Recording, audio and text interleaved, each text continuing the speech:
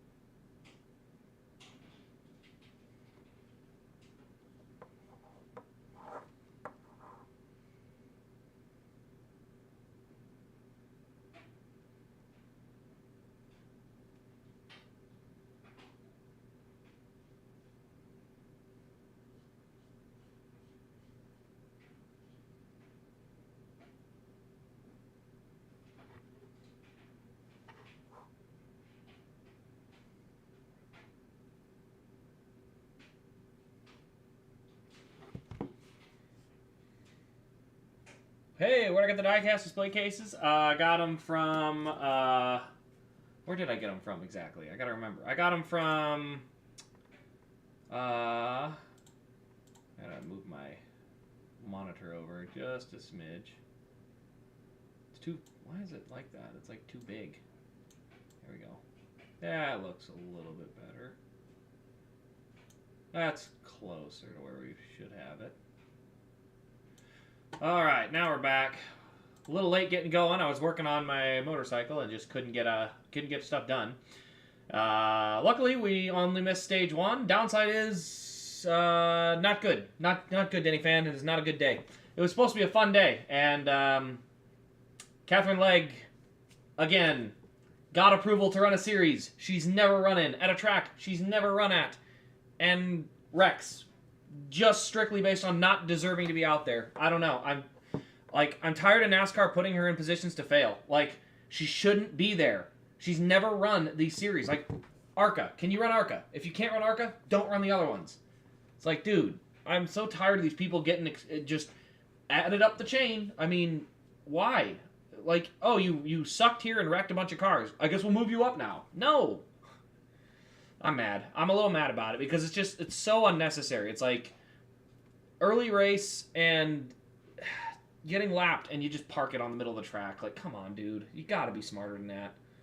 I don't know. It just drives me nuts.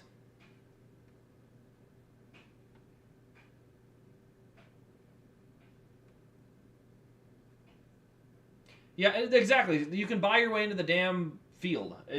I'm annoyed. You can just buy yourself into the field, and that's all it takes.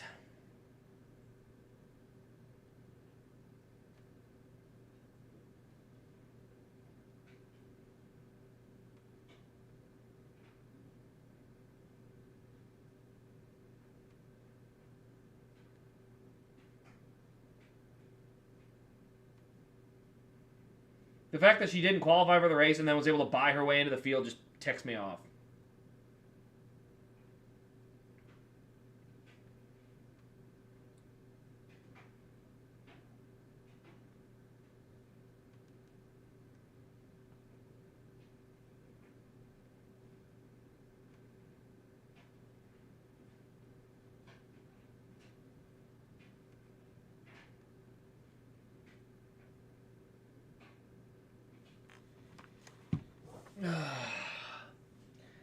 Well, we made it for a stage break. Unfortunately, the stage break came at a terrible time.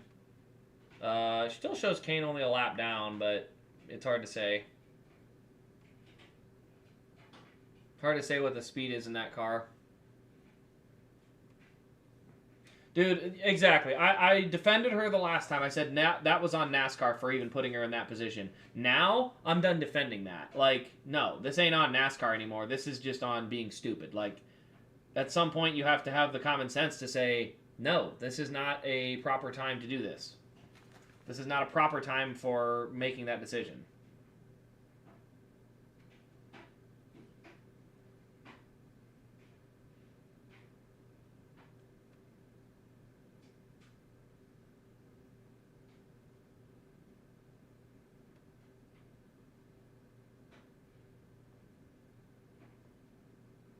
All right, so we got pit stops going on. I have I've lost a lot of interest in this race. Um,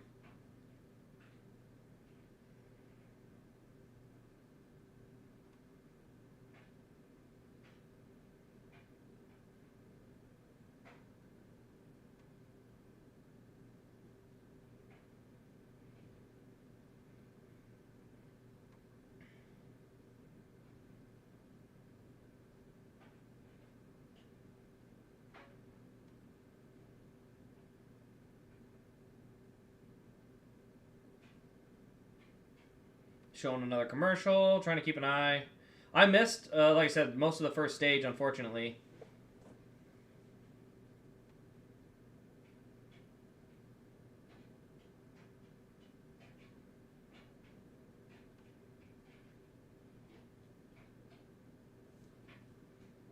So still under yellow at the moment. It's flat out a joke. The people like Joanna Long and Gracie Trotter's careers fizzled out yet. Catherine Legg gets a chance in Xfinity and Cup. Oh, 100%. And again, this is on NASCAR. There's no qualifications for how you get in the series. You got the money. You fill that money. That's all that matters. And it sucks because you end up with these situations where people that shouldn't be out there end up taking out, arguably, I would say, the fan favorite. Because, I mean, not just me, but a lot of other people were like, hey, I wanted to see this. And I get back here only to look on the thing and see Catherine Legg parks it in the middle of the track and wrecks Casey Kane. It's like, great. Lovely. I love how a lap car that shouldn't be on the racetrack wrecks a car that was actually competitive. Catherine Legg blamed someone else for the wreck. You know what? Get her out of the series. I'm tired of this, man. Like, I defended her the first time at Phoenix. I said NASCAR, that's on NASCAR. But, look... You can't just walk into another series and be like, I'm going to race at the top. It'd be like Kyle Larson walking over to Formula One and being like, yeah, I'm going to start Formula One with no practice. Like, no, you're not. Formula One has way higher standards for that. Apparently not much higher standards, but they do have standards, even if sometimes the argument is made they don't reach those standards either.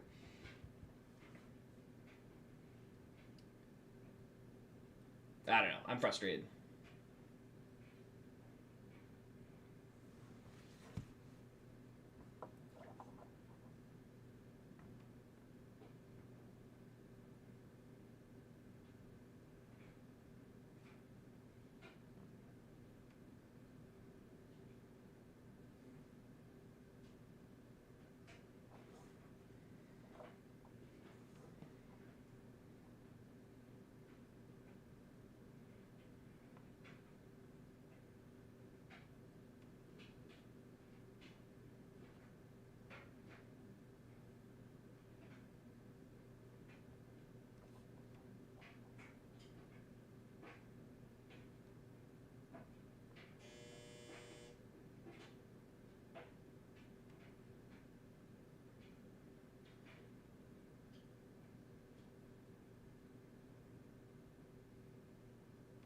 Yeah, once you think Dawson Cram was going to get DNQ'd, you thought it would help? No, man. Not at all.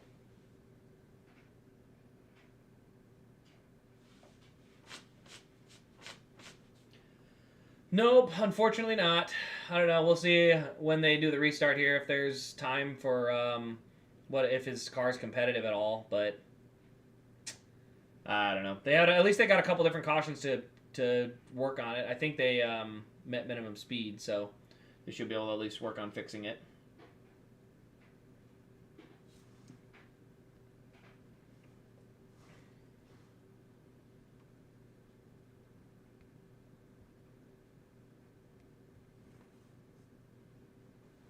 I mean, look at this. I had the entire shrine set up. I'm just disappointed.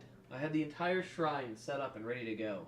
Like, we can spin it one more time, and I got all these set up. Spin it again, I got all these set up. Spin it again, I got all these set up. Like, I filled the cases.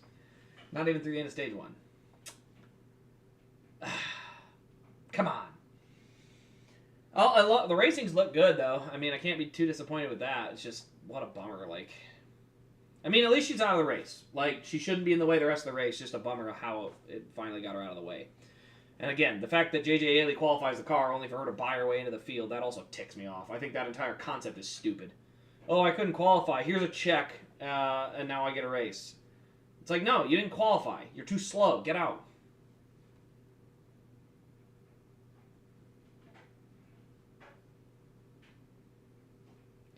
Yeah, see, Dawson Cram wouldn't have done that. You're not wrong. I still don't forgive him. He ruined Kane's, or not Kane. He ruined Brett Moffitt's chance at a championship. So I'm still gonna fault him. I'm not gonna get that. I'm not letting that go yet. Not letting it go. He was a lap car, just wrecked himself with 3 to go. Like, no, that's on you, bud. Shouldn't happen. So it'll be Quapple and Jones on the front row. I'm trying to see if they have stopped yet. I'm gonna use my phone because the one on the online here doesn't seem to work quite right. Okay, yeah, so they put it on lap 55, so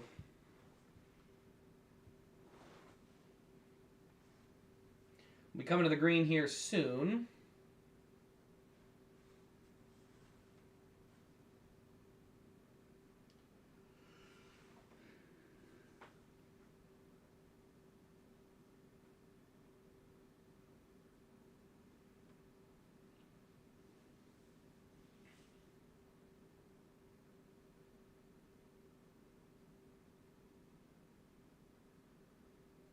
Here we are to the green. Whoa.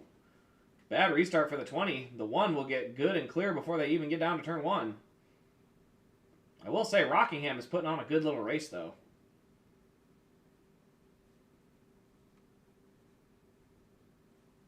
Oh, the good news is Kane's pace is fine. 24.2. What's everybody else running? 24 flat on the leader. Yeah, no, that's doable. That's a doable rate. He'll be all right. Sorry, I had to scroll that back. So the good news is that there is decent pace in the car. The downside is that obviously he's a lap down. He can get that lap back, though, with 1 incident. It's just such annoying that he had to have race damage due to that crap. He is the only car a lap down, though, so there is that side of things. And Catherine Legg is out, so we're kind of like a double whammy. We're in good shape. Let's see here. Regardless of the Moffitt Championship, he hasn't done anything really bad since 2020. Nope, that's enough to condemn a career. 100%. That is 100% enough to condemn a career. To me. It's personal. It's not about if he could actually, like, redeem it, but it's personal. Also, he hasn't done anything good either. He hasn't shown that, like, hey, I made a mistake, but I'm a great driver that outperforms my equipment. He's still kind of right on the side of mid. All right, let's see here.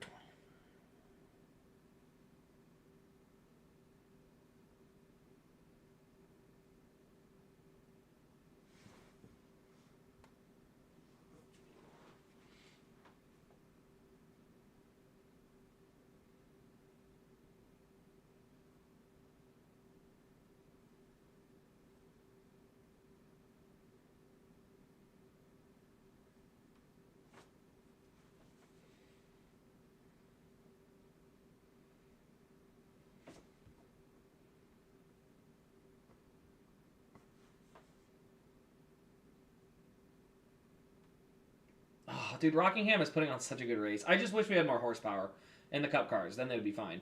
J.J. Haley was supposed to be in the car. You're dang right he was. But he got outpaid. I should say outpaid. Someone outbought him. So, it's unfortunately, that's how it works. What the heck happened there? 5 just got loose, went out of the groove there, and off he went. Okay, yeah. So Kane's pace is good. His car is okay, but he's gonna have to get a lucky dog somewhere. Stupid unqualified drivers, man. Stupid unqualified drivers. And I'm not saying that the person is stupid. I'm saying that what they did was stupid, and I'm unhappy about it because of what they did, and it was stupid. So I'm bummed. Oh, Ryan Sieg coming to pit road. What do we got going on here? Did he have a tire rub? Did I miss something? Who's worse? Dawson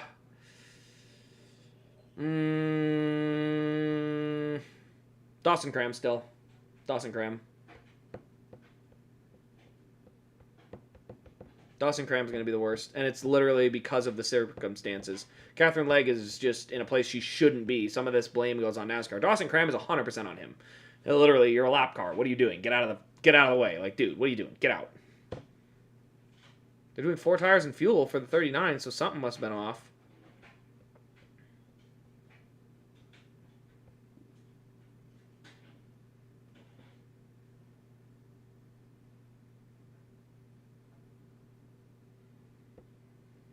See, the logic you're using, though, about her... so your issue with Leg being that she doesn't know how to get out of the way, the issue is she shouldn't have to be getting out of the way.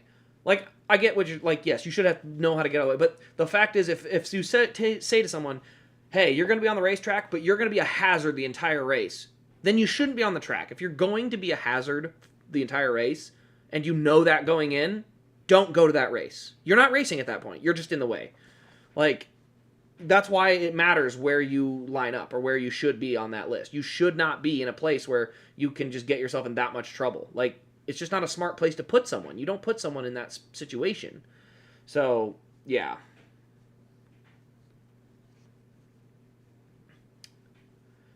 Yeah, let's see here. Let me keep going.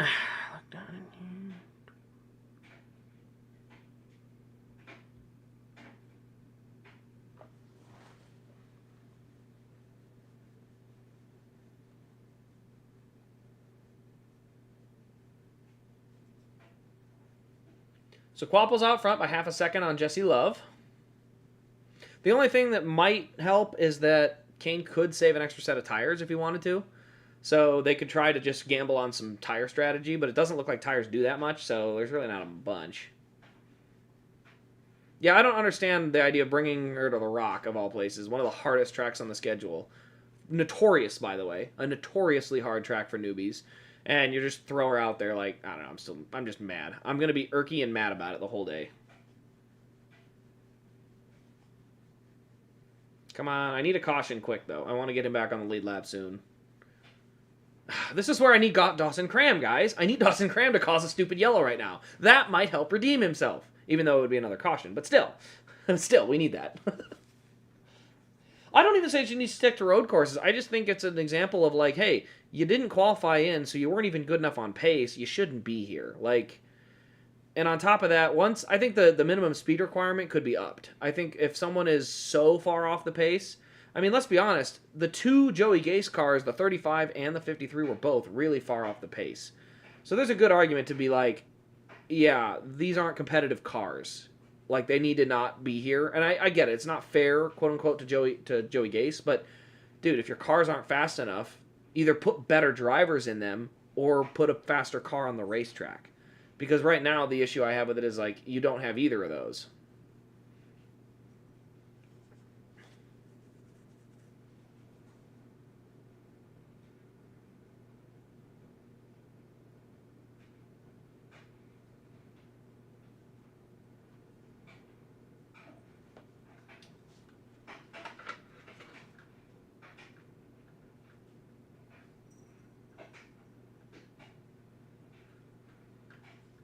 There's a 48 running. That's about how far up in the leaderboard running he is. I say not leaderboard running, but that's where he's driven from the back, where he started.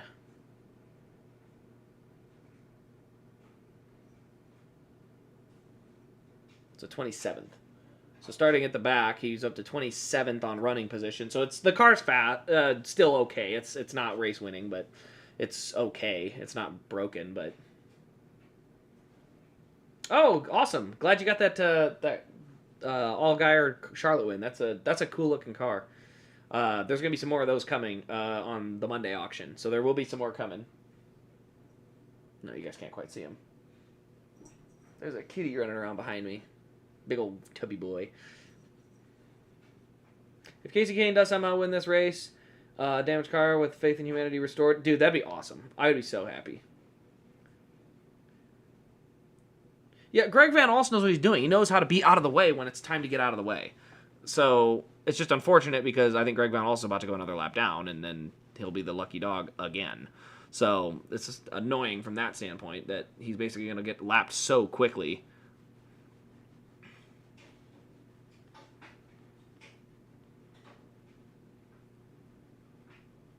Dude, The Rock, I'm not going to lie though, The Rock is such a racy track, man. There's something about this track that's just so fun.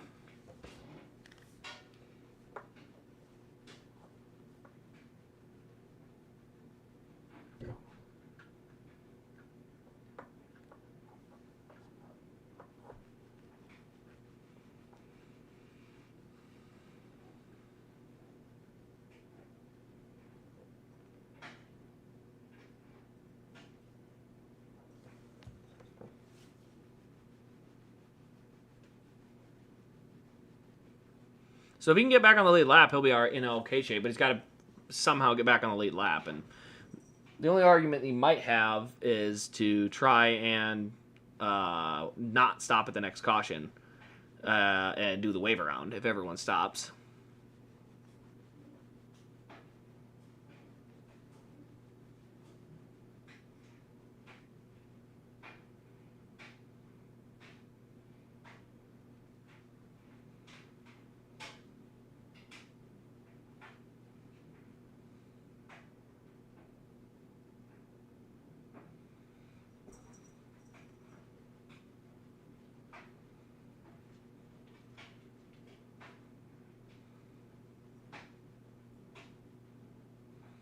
Dude, Rockingham is racy, though. Can't even be mad. Truck was average, and so was Xfinity last week. Last week, yeah. This week's good. I mean, right now, this has been a good track. I'm not even disappointed. This is on a fresh repave. It's this racy. Like, let this sucker wear out. We got a great racetrack. So, it'd be awesome.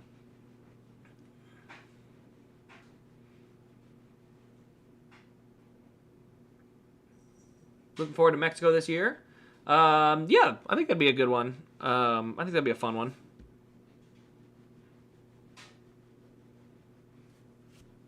All right, we got a battle for the lead shaping up.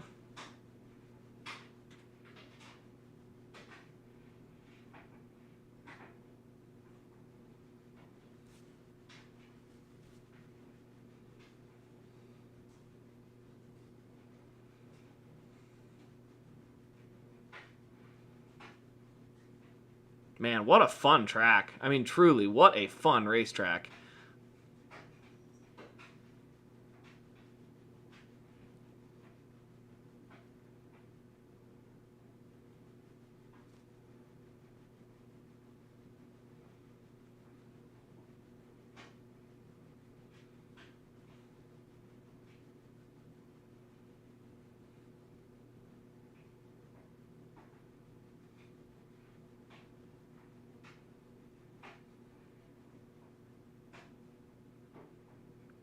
Ooh, Jesse Love. Nice and tight up along the wall. Man, the racing's good.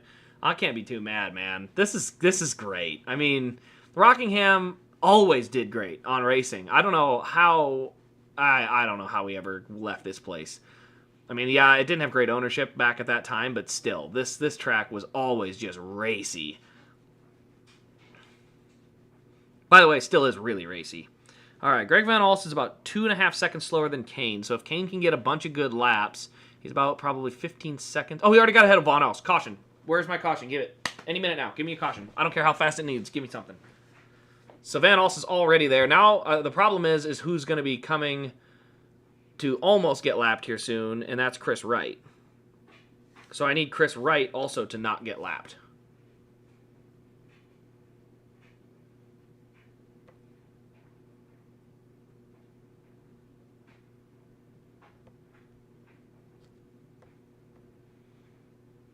So Chris Wright is almost about a lap down, so I need him to get... Yeah, I see him. He's like right in front of these guys.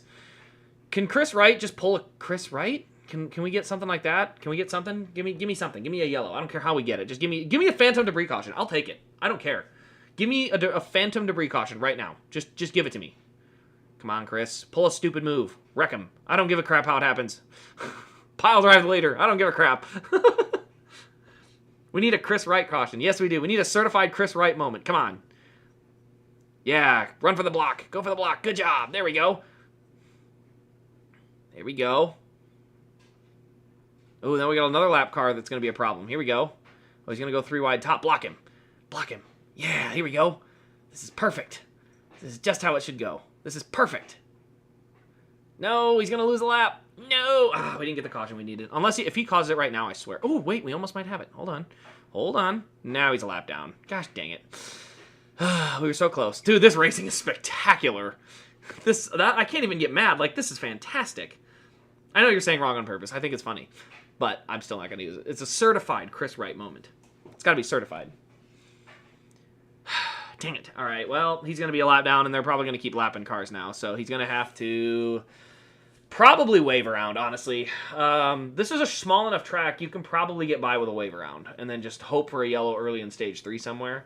But I think you're going to have to go with the wave around here. There's going to be 130 laps to go, and so you can't make it to the end anyway. But if you run 25 laps into the stage, are you kidding me? Don't tell me that's a caution. We got a small issue on Zilich. Did he break? He's running around the top. Is he out of power? What's going on?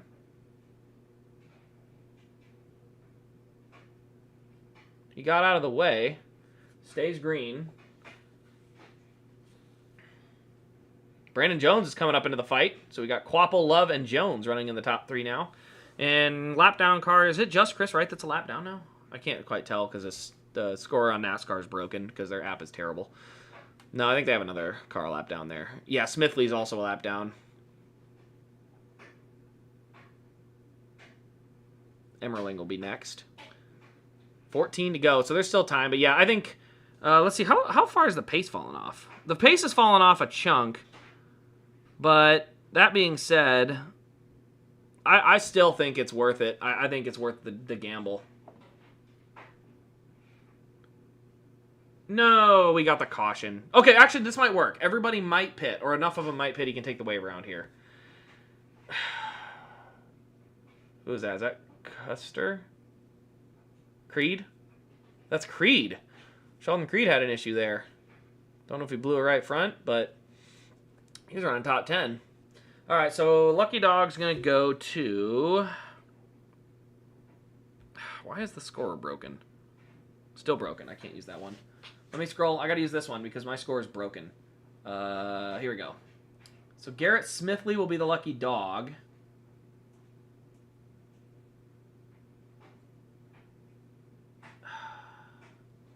Yeah, we're gonna have to hope everybody pits. That's the only way we're gonna get him back. We're gonna have to have something like that happen.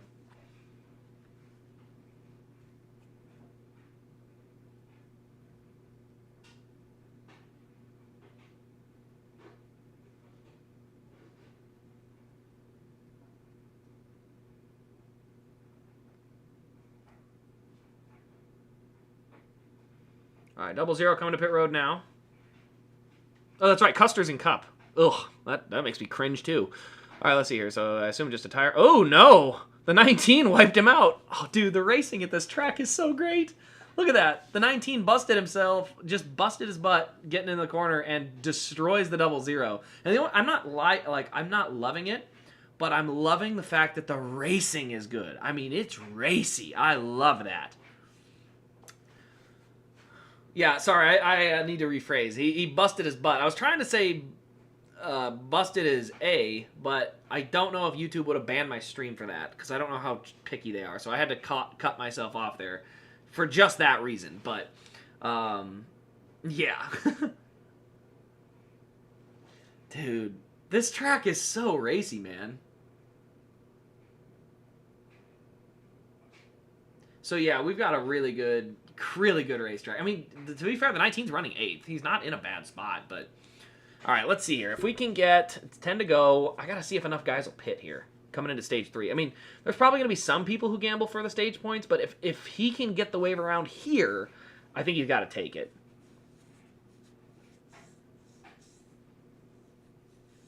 Yes. I know he gets away with it, but he's not monetized. And I don't know. Actually, am I even monetized today? I think I am. Insert ad. Did I turn that on? Oh, no, it's here. I got to go here. Select frequency every 12 minutes. Save. That'll work. Okay, so now it's on. Okay. Yeah, now it's good. Yeah, YouTube's goofy. All right, so I need to see who's going to pit here. Because if nobody pits, then there's at least the opportunity to do that. But if we go half and half, then he can't wave around, and that's going to be a problem. The good news is, even if they do go half and half, let me look. Who's a lap down with him? I think just Greg Van Alst and the other one, the 35. So the good news is this next run should be short enough. If he stays out, he should get the lucky dog. So he should be in a good spot to get it one way or the other with his speed. But I don't know. If he can hit the wave around, it's a guarantee. And then he just pits at the next caution, and then it's game on. So I'm good if it goes that way too.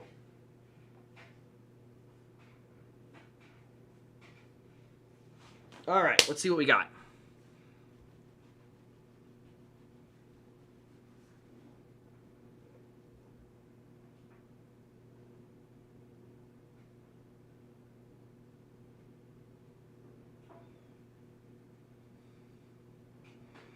Yeah, this track is tremendous. This is a great racetrack. I mean, biggest thing Cup cars need is just give them some grip. And I say, sorry, not grip. They have to grip. Give them the power. If you can give them enough power, this is going to be one heck of a good race. Okay, here we go. Who's pitting? I need to see the full field. Give me the full thing. I need to see, did anybody stay out? I need to know that.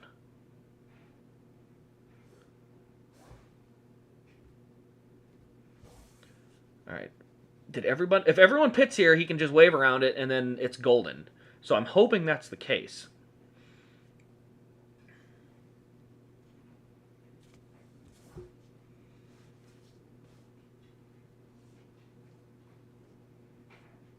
Casey will get the wave around. Did everyone pit on the lead lap? Nope, Dean Thompson stayed out. You idiot. Actually, he might have been ahead of Dean Thompson. He might be all right. I got to see when they rejoin the field here. So Jones wins the battle off pit road, then Quaffle, Love, and Gray. Mayer in 5th. Then it's Smith, Hill, Eckes. I can't quite tell the rest. All right, now let's... come on. We're going to go to a commercial here. Or they're going to show us the race off pit road. I need to see if he's going to wave around. He should be waving around here, but I need to see if... because Dean Thompson, Jeb Burton, Jeremy Clements, that group of cars decided to stay out. Was he ahead of them is the question.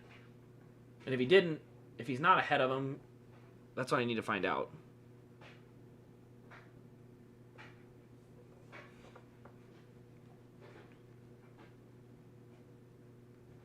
Zoom, zoom, zoom. Come on, stop. Ugh, dude, these camera operators. And then there's the grass. The grass is cool. I need to see... on the scoring pylon. Did they update it yet? I need to reopen the app, probably. Dean Thompson. Okay. Kane is still showing a lap down because Dean Thompson stayed out. I can't see the freaking lead, dude. It's driving me nuts. I need to see where he is on that running order. The good news is lap down wise, Kane... Zilich is a lap down on fresh tires, though. Ugh, that's going to be a problem. Yeah, Kane's going to have to pit right now. Gosh dang it. Yep, he had to pit. Dean Thompson stayed out. Ugh! Now I hate Dean Thompson. I don't know. He might not have been even close. So Dean Thompson, it's these stupid back markers that are going to literally crash the field in the next 5 laps. I guess that'll be a guaranteed, free pass for Kane, but ugh, gosh dang it. Now I think Zilich took the wave around, so Kane should be the first car. Oh, see, Chris Wright even got the freaking wave around. Gosh dang it. So the good news is he's only racing Ryan Sieg and Connor Zilich. The good part of this is I think Zilich and Zilich and Sieg are going to have to wave around, so they will actually start behind Kane for this little 4-lap, 3-lap run to the finish.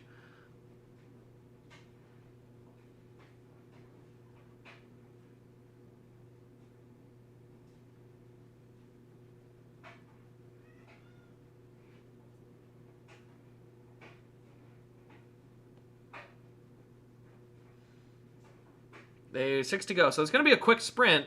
So the key is, though, that with all these lappers, Kane's going to have to get real aggressive in traffic and try to get through them all. And not get passed by the wave-around cars that will be coming through.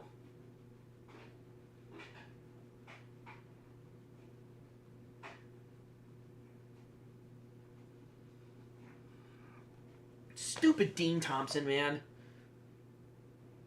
Now I'm mad at him. Stupid wave around. Because, see, the thing is, he could have just... If they just pit, he could have wave around here. That'd been fine. Okay, Zilich is now coming in, so... Is Zilich... He can't come in, though, or he'll forfeit the wave around.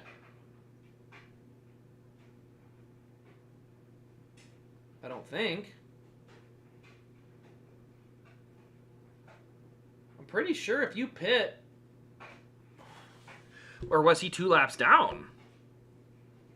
Oh, Connor Zilic is 2 laps down. He's just got to keep Ryan Sieg behind him. Okay. So is Ryan Sieg also 2 laps down? Hold on. We may have something here. Hold on. This may be better than we thought. No, Ryan Sieg is still shown as 1 lap down. So he might only be battling Ryan Sieg. This is important, guys. This is very important.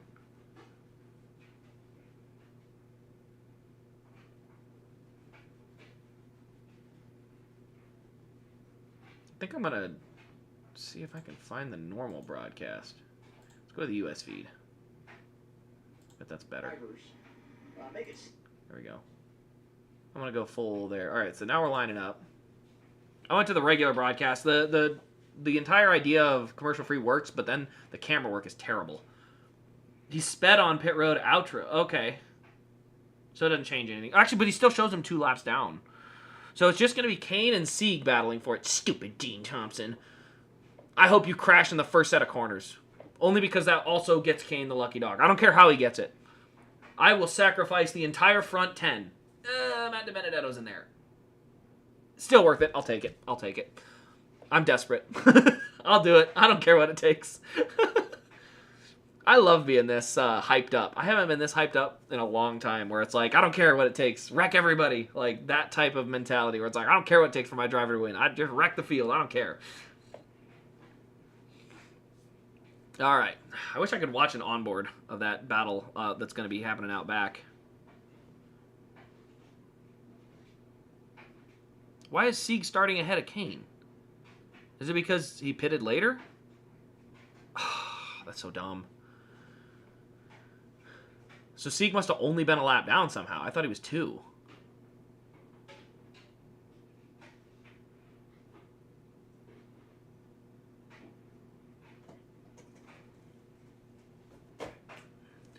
All right, Kane's on the high side. Stop eating the box, you dum-dum. All right, let's see here. Here we go. Out back. Who's where? Come on. Come on. We're watching this here. We need to watch. We're watching a battle for 32nd. Let's go.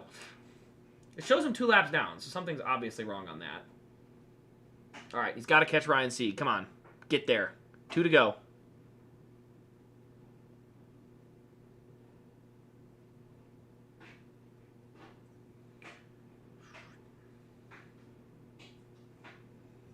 Dude, this track is so racy, though. This is fun. This place, when it gets really wide, is going to be fun, too. All right, 1 to go on the stage. Come on.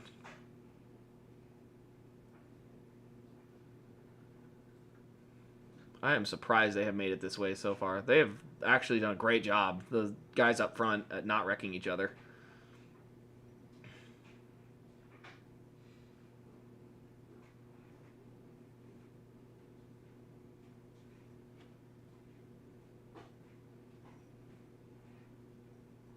He didn't get it. Gosh dang it, man. Ridiculous. Ryan Sieg got it. Somehow he passed him. I thought he was 2 laps down. How did he get his lap back? Did he? Oh, man. I think he... I don't know how Ryan Sieg got to start in front. I don't understand. Unless it's that stupid rule where that NASCAR has where if you pit as a lap car, you have to drop to the rear of the field, and that includes the wave rounds, which is dumb because you're basically guys that stay out then get to gain a whole lap and a half on you, but whatever. All right, well, he's the only guy a lap down now because Ryan Sieg is going to get the free pass. Stupid Dean Thompson.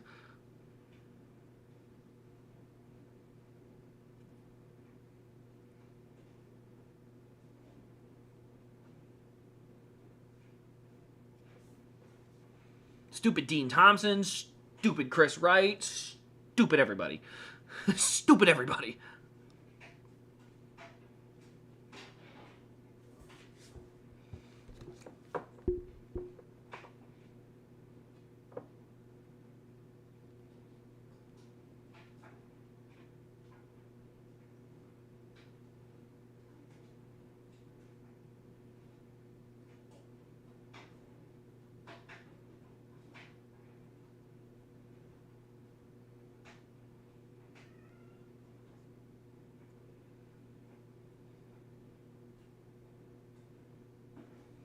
All right, well, we'll have to keep waiting. One more yellow is all we need. I mean, he's literally the only guy a lap down, but that's only until Chris Wright gets himself lapped again, or Garrett Smithley. Both of those wastes of space. I'm not a huge fan of any of those two. Those two have been stupid so many times. Yeah, stupid. Honestly, stupid Catherine like, dude, stupid. Everybody's stupid. I wanted to have fun today. This is supposed to be a fun day. It's not fun. Not having fun. I want to have fun. All right, well, that takes care of that battle. I guess I'll move this back up to the front. Who cares? Who won the stage again? Ooh, Matt DiBenedetto got 4th, actually. I'm going to shout out Matt DiBenedetto. That's actually pretty good. 4th place for Matt DiBenedetto. That's huge, because they're way back in the standings. Let me look. Where is Matt? So, in the Xfinity Series standings... Oops, here we go. So, in the driver standings, Matt DiBenedetto is currently in... Oh, wait, where is he? Is he better than that? Oh, he's 24th in points. Dude! What? Bro. Let me listen. Let me just, holy cow. Matt DiBenedetto is 24th in points. 24th. He is 4 points from William Sawalwich. That Joe Gibbs 18 is only 4 points ahead of a brand new startup team with Matt DiBenedetto. And I'm not trying to slight his team at all, by the way. But, oh my gosh. Dean Thompson's 18th? Holy smokes. That's actually kind of wild. Yeah, no, that's huge. Matt DiBenedetto grabbing 7 stage points. Yeah, 7. 7 stage points. That's a big deal. I mean, he's battling guys like Jeremy Clements, Parker Retzloff, Josh Williams. Like, I'd have to look, but I don't think any of them scored points today so far. That's huge, man. That's a big deal.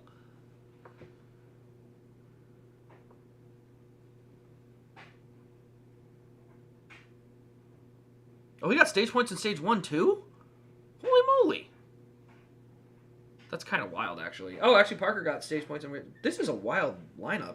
Who all got stage points? It's like none of the guys you'd expect. This is a topsy-turvy day for stage points.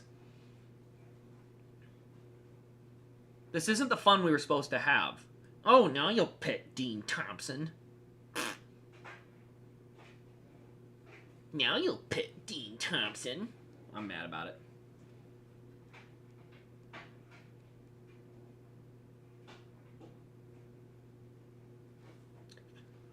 Well, 120 to go.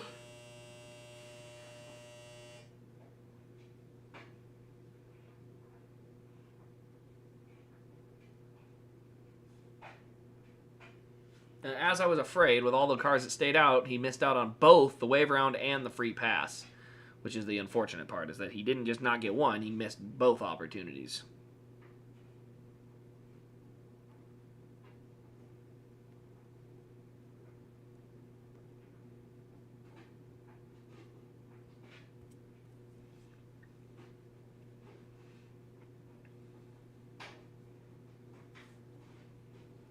All right, well, can I guess just keep on waiting. So let's see here. Can I go to the live? The main leader. Okay, there we go. So yeah, Kane will be the only car lap down after this. Such a pain. So yeah, I need a caution on the restart. Basically, that's what I need. If I can get a caution on the restart, whatever way it happens, that's what I need. Chunko, what you doing, kitty boy? All right, should I go grab a... I think I'm going to check here. Yeah, let me grab my water and I'll be right back.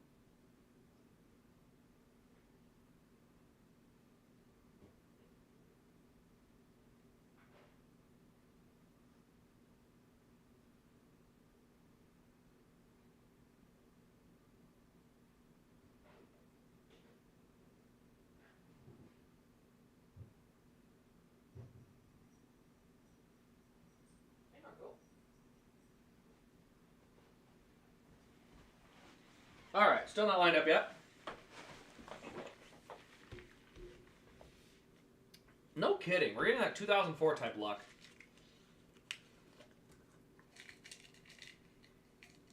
Maybe this is just a sign Kane needs to come back and run Charlotte. He's always been really good at Charlotte.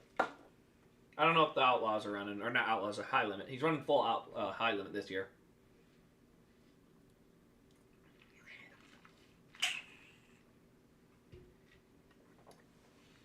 Honestly, it'd be really cool if he ran Kansas.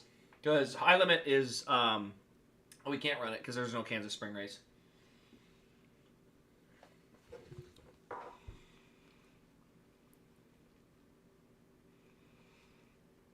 Alright, so we need to get our dark magic going to try and force a caution on this restart.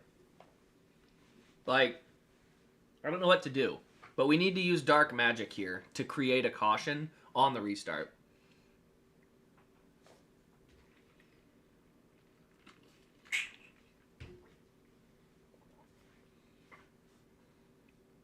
Leg, oh gosh. How is she scheduled for so many? You know what? I'm tired of this. I'm so sick of it. I'm so sick of people that don't deserve to be in race cars being in race cars.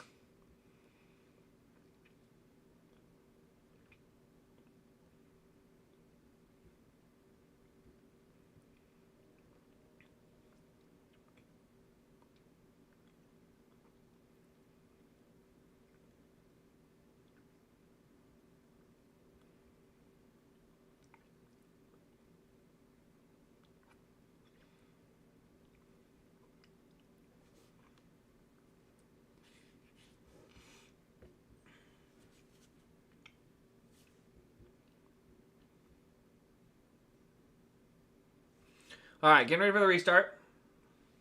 All right. Channel all of the inner evils that you have and, like, put a curse on this restart. You know what? Let's put a certified Chris Wright moment. No. Better. I want an Austin Hill moment. I want an Austin Hill punting off into turn 1. That'll work. I can work with that. Come on. Give me something. Voodoo. Come on, give me something. I need something to work with here. Well, here we go. I see someone going way under the apron. That shouldn't work. What do we got? Yes! Yes! We got it! It's William Swalwich! This is perfect! Let's go! Did we get our caution? I think we got our caution. Right? That's a yellow, isn't it? They're not still green. I can't tell. The scoring thing still shows green for whatever reason. But I think that'll do it. Oh, yeah. Look at that tire rub. Ooh, nice big tire rub. Get out of here. Get out of here, Swalwich. All right, let me make sure that I'm not... All right, no, nobody else was allowed out. Good Lord. Garrett Smithley already had fallen 10 seconds behind the lead? Ugh. Thank goodness that's over. I'm not even mad. Swalwich was the one that punted leg. He was half of the problem. Get karma'd. I don't know. Maybe that's rude. I don't care. I don't care. Not a care in the world. Let's go! The only good driver of the 18 has ever been...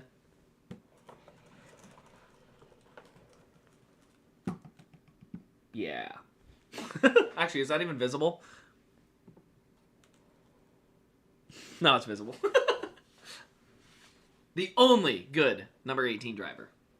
I shouldn't say. Kyle Busch is still great. I can't deny the greatness. But that's better. He's a better win percentage.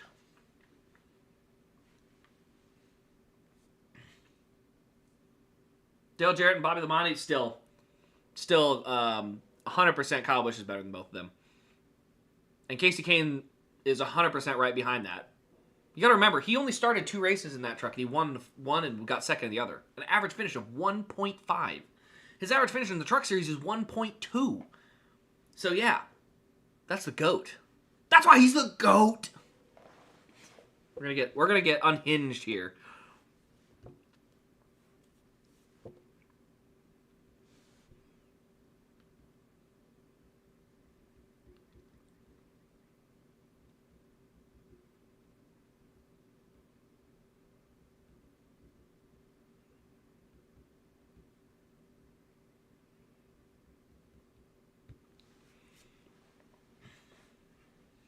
Unhinged race grace. Let's go. I want to be unhinged. I wish I was as excited for this as I am for I wish I was as excited for Chase as I am for Kane, but I'm just not. I'm sure I'd be the same amount of unhinged for Brett Moffitt if he came back after this little hiatus. But yeah, I blame Leg fully. She was in the middle lane. Yeah, no, for sure she needed to pick a lane. But Swalwich also just it's. I'm not gonna put a lot of it on Swalwich, but he still just did the most rookie thing ever and ran right through the back of him. I don't know. It's just there's no win. Everybody lost. Nobody got a good thing out of it. It's just dumb. Brett Moffitt's an underrated talent. You're 100%. Like, he is the guy that I just wish could find a sponsor to stick with him. I don't know how. I mean, seriously, how has not one marketing or driver talent agency reached out and just been like, yeah, we're going to get you the sponsors? I mean, good grief.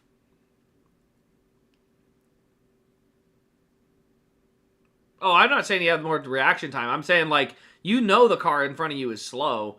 And so, even if he was honestly, like, just goes to the bottom, you can at least loosen him up and have her slide up. But he went in the middle, so he didn't help himself by any means. But no, the fault of that mainly is still on Catherine Legg. Let's not get it twisted. Twitter stuff? I mean, the Twitter stuff is dumb. Because at the end of the day, drivers are allowed to have personalities. And I hate the fact that everyone gets all bent out of shape every time a driver says something. It's so dumb. I mean, think about how dumb it is that if a driver were to say something or do something on the Twitter area that a whole group of people decides to get offended over. It's like, do you understand that that's going to happen? That's how you have villains. Like, people hate certain WWE stars on purpose. That's intentional. Because the goal is to have that, like, you're supposed to be allowed to hate drivers, but nobody wants to be that. No sponsor wants to be the driver, we're the hated driver. They don't realize that there's still power behind it. M&M's was smart enough for a while, but, dude, it's the biggest problem with NASCAR right now. Is nobody wants to be the villain, and the problem is no sponsor wants to be on the villain's car. But the fact is, that's a great place to be, because the villain's going to be shown just as much as the heroes.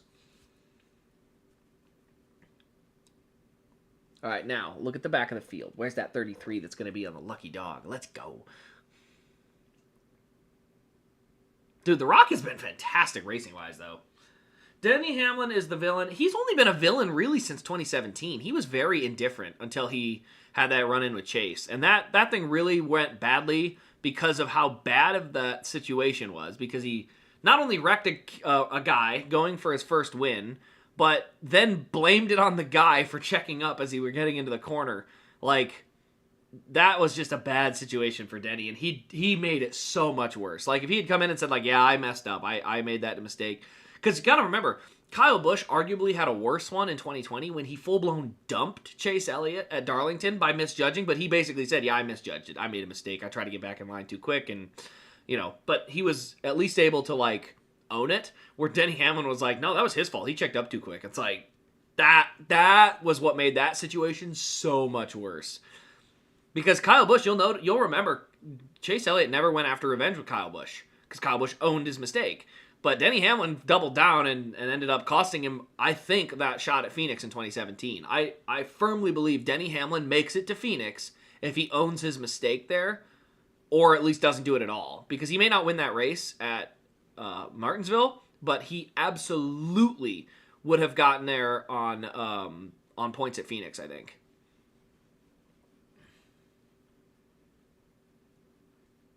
Yeah, the cheesy one-liner is just, he's trying too hard. You don't need that. All right, lead lap. Let's go. Let's see where he is. Where's he running? All right, let's dig back in here. Jesse Love back out in front.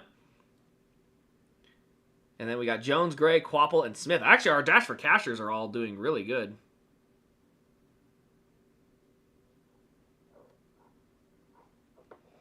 All right, let me get my leaderboard up here. That's Sammy Smith in fourth? No, Sammy Smith is fifth. That's where I'm fifth. Okay. Kane's already up to 28. Let's go. Driving away from him. Let's go. Dude, Harvick in 2021 made me so mad. Because it was like, he never even wrecked Kevin Harvick, and Harvick tried to wreck him 3 times. It was like, dude, what is this crap? You gonna try and wreck a guy 3 times because of that? Like, that was dumb. I mean, totally junked him on purpose at the Roval, then junked himself, and then it was like acting like that wasn't the end of it. He was going to have more confrontation. It was like, why?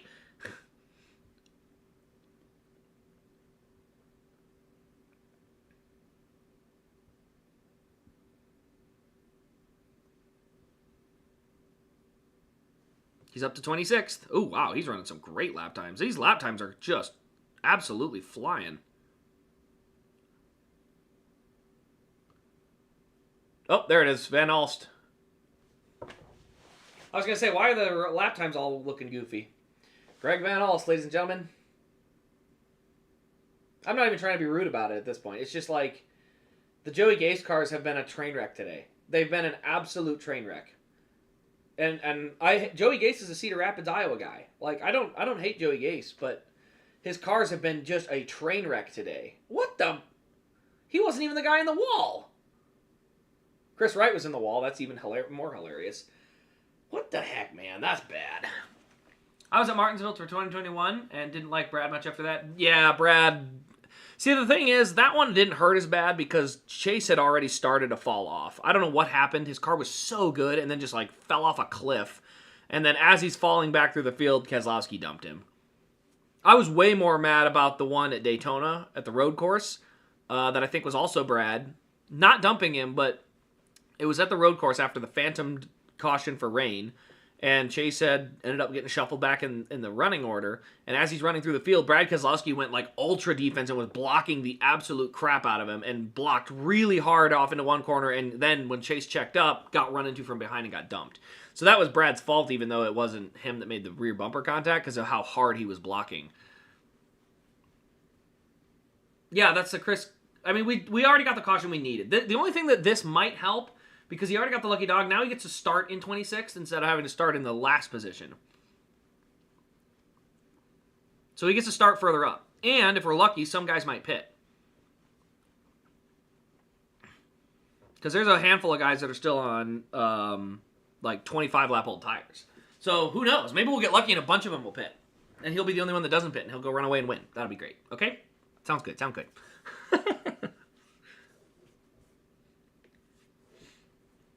Was it Hamlin? See, that's the thing, though. I don't remember who dumped him because I remember why he was held up so badly and that he got dumped. And it was because Brad was blocking so hard. I mean, it was not just like a small amount. We're talking like every corner, it was all the way to the top, all the way to the bottom. Like he was swinging back and forth to block the entire track. It was ridiculous. I mean, he would literally block so hard, he'd overshoot the corner, dive back in to chop the nose off, and then go back again. Like, he was blocking ridiculously hard. And then again, eventually it's like, dude, that's how you get yourself turned. And that's why I just wish Chase had a little more of that mentality. Like, okay, you know, you're not going to race like a clown. I'm going to knock you out of the way. Well, remember, this is the Cup guys' only week off. So I'm not surprised nobody raced here. I think if the Cup Series were to be running a race at Charlotte and they did this, I think you'd see some guys do it for sure.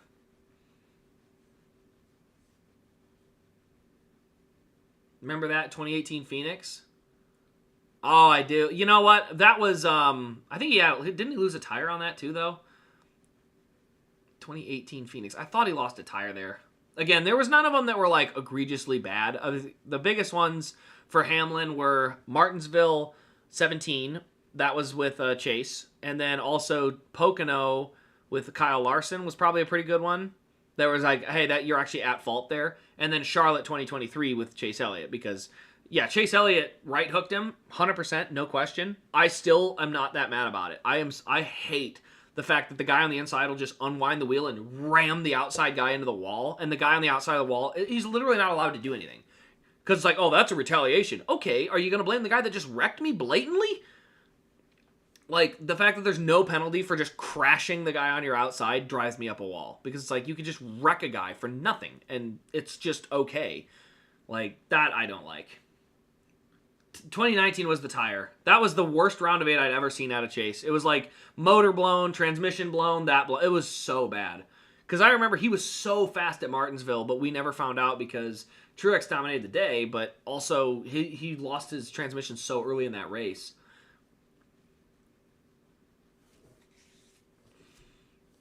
All right, so Kane's still 26. Did anybody pit? We had a couple pitters, and they were all out back, so nothing yet. Hey, who's on the lead lap, though? Is that Connor Zilic got one of his laps back, so Connor Zilic will get one more back after this. Dude, Chase was so fast in 2020, though. Like, it's honestly... This 2020, in my opinion, is the indictment on Alan Gustafson. And here's why. In 2020, he was so much better than the field at certain tracks and didn't win half the races. Like, remember, Kyle Larson went and got in the same cars as Chase Elliott in the next year and won 10 races. Chase won 5. Like, and it took, like, he had to be so much better than the field to win those races. That's what drives me nuts about Alan Gustafson is if you're not the best car by a mile, you're not winning. And that's why I hated it, because it's like Chad Knaus would be like a 4th place car and then decide, we're going to stay out and try something. And then he'd win a race. And it'd be like, well, that's Jimmy Johnson. He just wins out of nowhere. And it's like, why can't my guys ever do that? Win out of nowhere.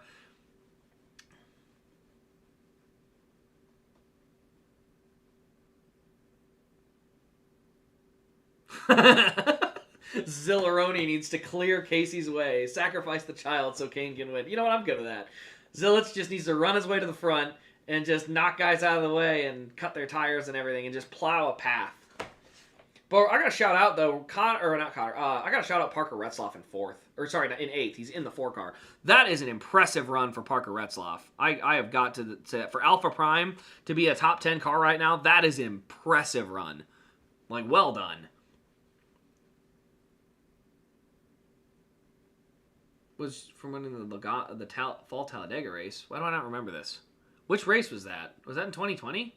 Oh, you know what? I think I remember that. Because he also, he pitted because he was going to run out of fuel. I do remember that now. All right, are we actually green or are we going to go back to another yellow?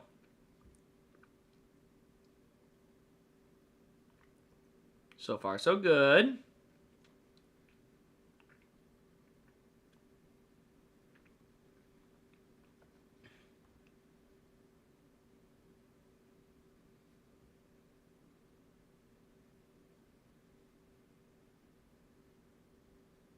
Yeah, this NASCAR app is terrible. I can't use the phone for it. Looks good on the screen, though.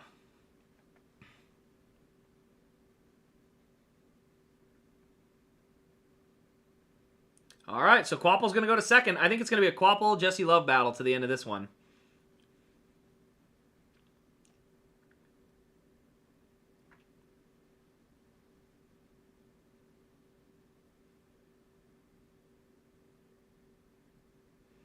Track is, like, surprisingly narrow.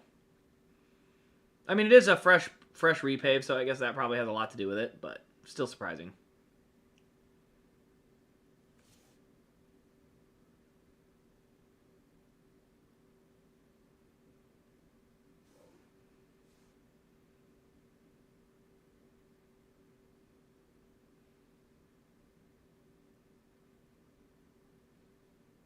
Dude, that track looks so fun, though.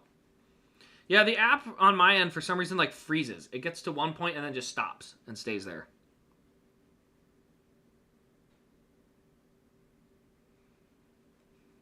Okay.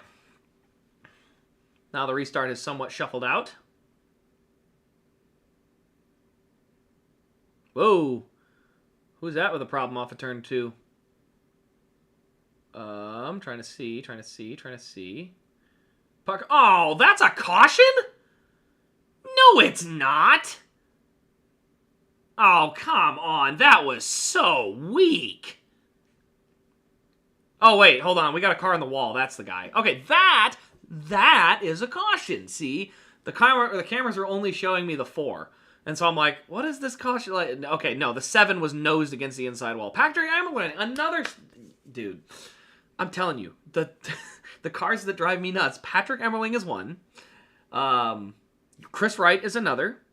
And the one after that is Garrett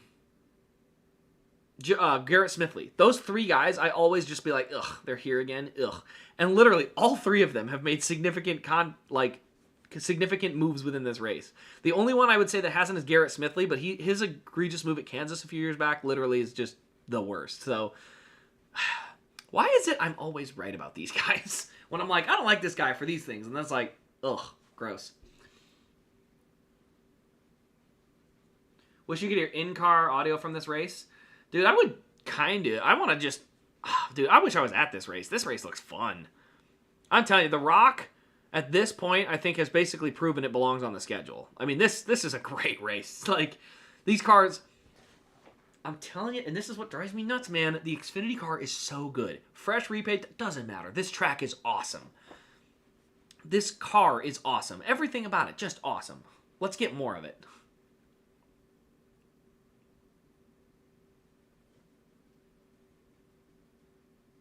All right, how many laps to go are there?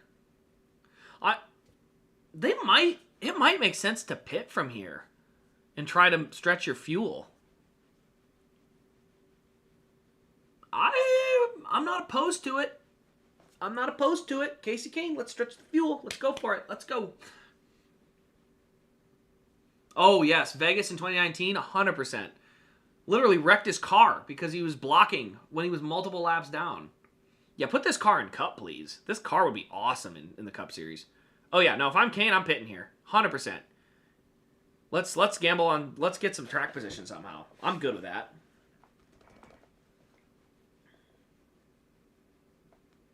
Well, Smithley was running... The problem was Smithley had been running the bottom, so Busch went high, and then he decided to change lanes right as he entered the corner. And, yeah, that was... that was still on Smithley, because if you're a lap car, especially in that era, which you have to remember, they were basically wide open all the way around, so you were kind of like...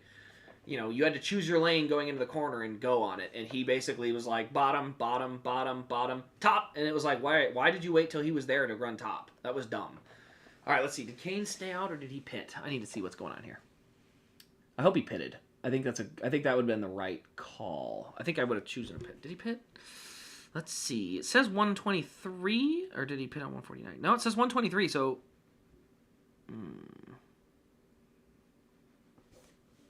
I would have pitted there. I think that was the right time to do that. 149. Doesn't show him as on pit road. Oh, here we go. Just shuffled. Oh, by the way, Connor Zilich is back on the lead lap. Okay, yeah, so he stayed out. He's up in 19th now. I believe... Yeah, no, he's in 19th. I'll take it. I think that's fair. He's in front of a lot of the dum-dums, so that'll help. Keeping him away from that group of idiots.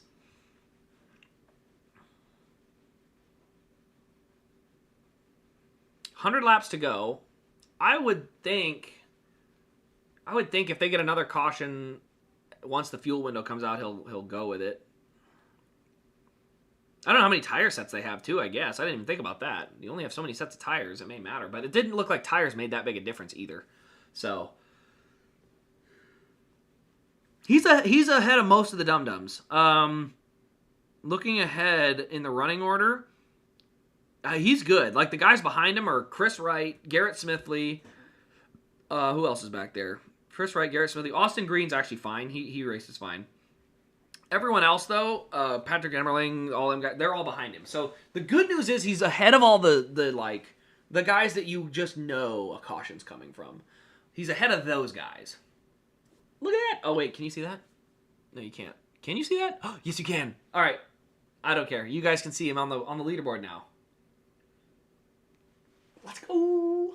I'm watching a battle for 20th. Let's go. This is fun. Oh, I haven't had fun like this in a long time. I love the Xfinity series, man. I really think, especially if the diecast prices still keep going nuts and doing dumb stuff, like I have my Cup Cars collection. I'm still keeping that and whatnot. But... I think I'm going to collect a lot of Xfinity guys. I just love the Xfinity series. It is such a great racing series. The only part that drives me nuts is the inexperience when these guys do like just bonehead moves. Outside of that, though, I love the paint schemes because the number's in the right spot. I love the cars because the racing's good. Dude, the race damage on Xfinity cars is always great. Like, the cars look so good when they're raced versions. Like... It's just the best car. I really wish the Cup Series just bite the bullet and went to it.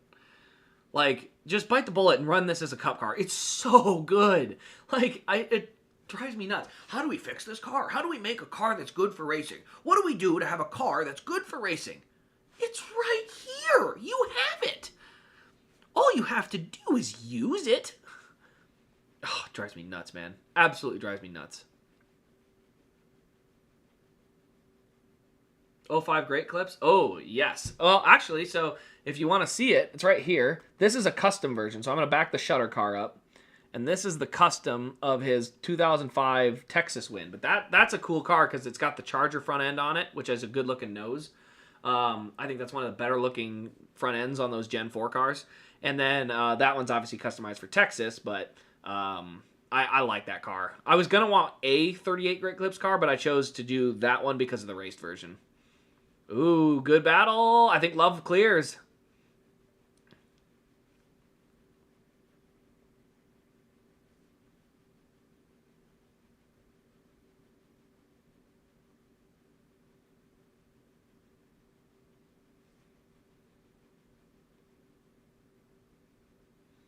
Dude, the racing at this track is so good. Just give this place like 2 years to wear out, and it's going to get so much better. I did see someone make that next gen, and here's the thing. It still looks like crap. I'm sorry. That next gen is just an ugly car to me. I don't like much of it. Like, I really don't. The whole big old flared fenders, I really hate those.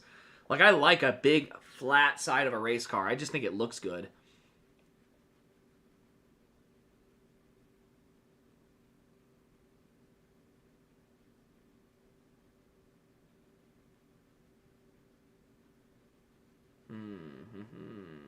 Kane's in 19th. Ryan Sieg got around him. Ryan Sieg, you're bugging me. Get out of my way. Well, his lap times look incredible. Great job, Ryan Sieg. Holy moly.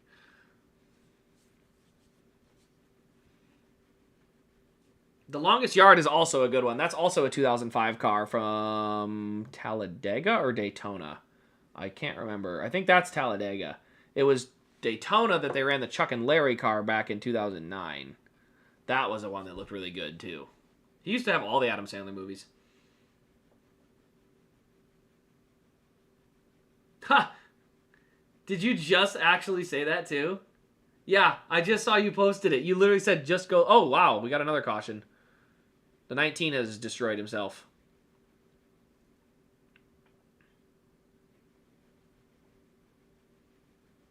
Well, now I think you're almost within the fuel window. I think you got to start looking at maybe getting your last set of tires and running it to the end. I don't know. Well, he's done. So another caution. That's kind of getting annoying. But, hey, the racing's been great. This has been a fun race. Let's see what happens here. Does Jeb Burton run through the back of him? Little loose, little loose, little loose, little loose. He get... Whoa. Whoa. That thing was evil. What the heck was going on with the 19 there? He was like just evil loose. Holy moly. That thing just never wanted to get back in. Chuck and Larry was 06? No, Click. That was the Click movie was 06. Chuck and Larry was 2000, not 9, it was 2007. 2007 was Chuck and Larry, and it was at Daytona. 2006 was Click, because he won in that car. I actually have it back there. There it is. So that's 2006 was the Click car, and then 2005 was Longest Yard. 2004, I don't know if he did one. Yes, the Dr. Z thing. I remember that. That was a goofy looking car. It just had a big old face on it. Here's one. Casey's SRT car 06. Yep. I have it. I have one of them. Give me a second. I know where it is.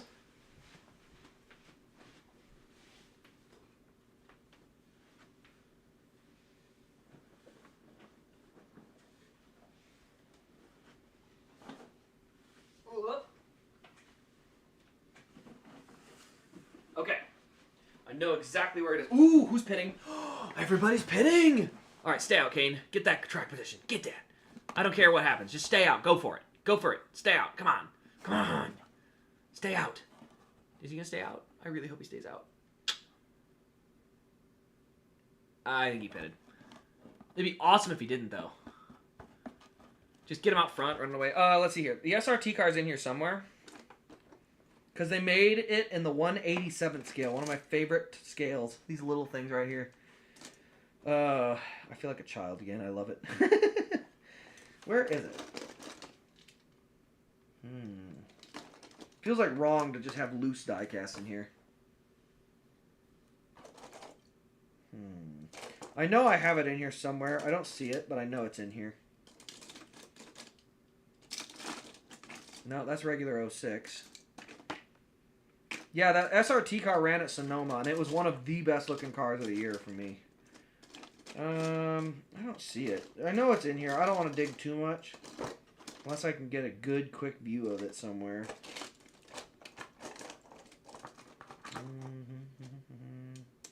I have so many cars in here. 2009.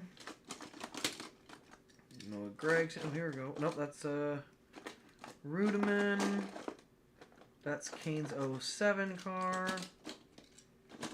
That's Johnson's 07 car. It's in here somewhere. I don't know where it is. It's in here, though. I know I have it. So, all right, let's see here. Ooh, all right, I'll set that down. Oh, I love it. This is a fun stream because I get to talk about all the Kane cars I got, and it's fun. Elliott Sadler's 19 car had the Fantastic Four Silver Surf in 2007. That's right. I need to look that one up because, see, this is why it's great because I have J-Ski right here. Let's go here. We're going to go to J-Ski. And then I can just bring it over and throw it on. All right, J-Ski, we're going to go paint schemes. We're going to go Cup paint schemes by year. Cup 2007. And I'm going to look at the 19 team. Did I pick the wrong year? I picked 2007. Yes, there it is. Okay. Yes, because it had all the flames coming off the front. That's right. I do remember that one. That was a bad year for Evernham, though. They were so bad that year. That was a terrible year.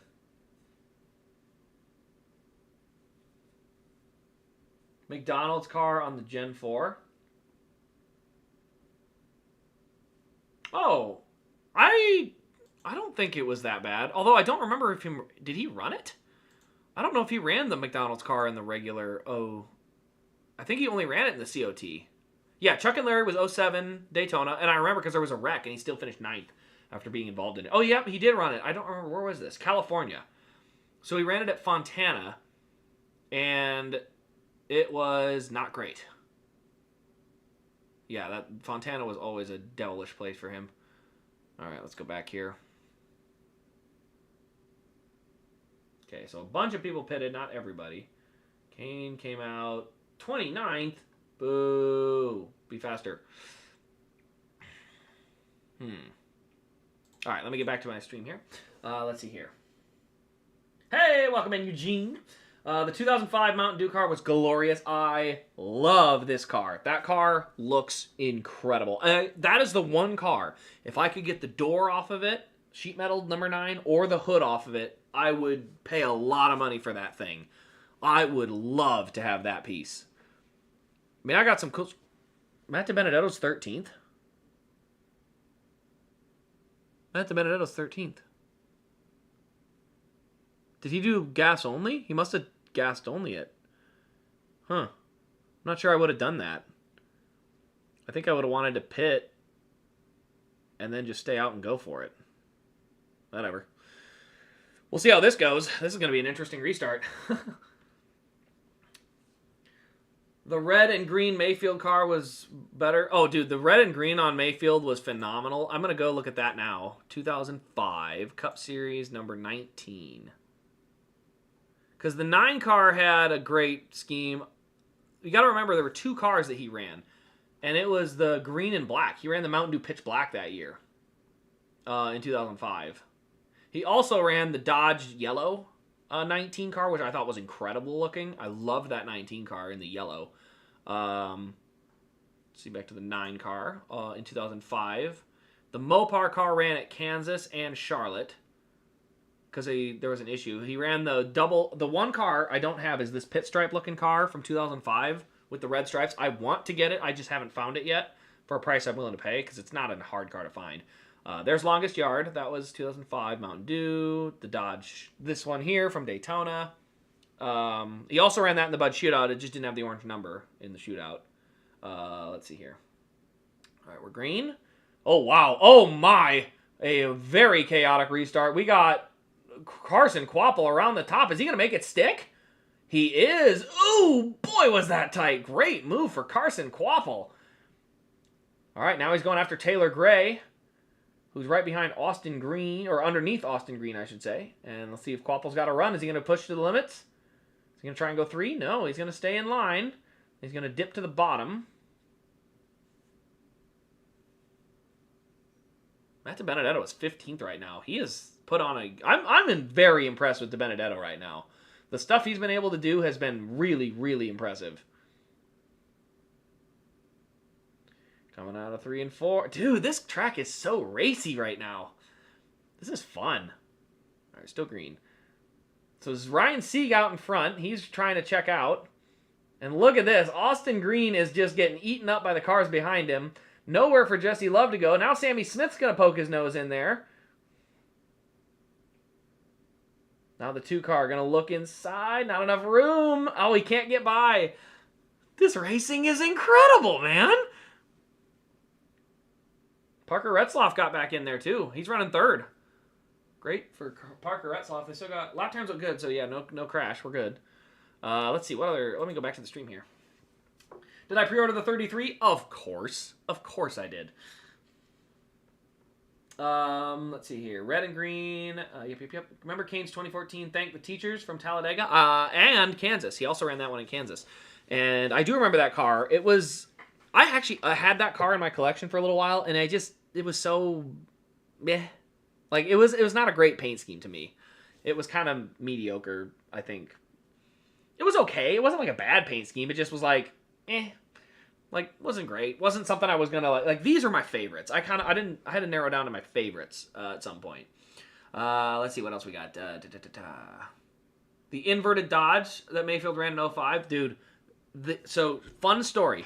The inverted Dodge that Mayfield ran in 05, where it was black with the red side to it, that was my first ever Elite diecast. That car was the first ever Elite I had ever gotten, was that car. And I don't know when I had sold it and got rid of it or whatever. I still thought it was one of the coolest looking cars I had ever seen. And unfortunately, I still don't have that car back. I still haven't got it from anywhere. Zilich is already back to the top 10. Very well done there. So yeah, I still haven't unfortunately been able to get that car back, but that was the first ever Elite NASCAR diecast I got, was that car. Let's see, I pre-ordered that autographed. I think I'm gonna get the autographed version because I can't, I might have every edition. Who knows? I might be obsessed. Jane 6 car Canes had better Pepsi cars than Gordon. Well, he only had I think 2 of them, and one of them was this Pepsi Max car, and the other one was the blue one. And I did like both of them, but I thought Gordon had some good ones too. I'm not going to pretend that Gordon's were bad.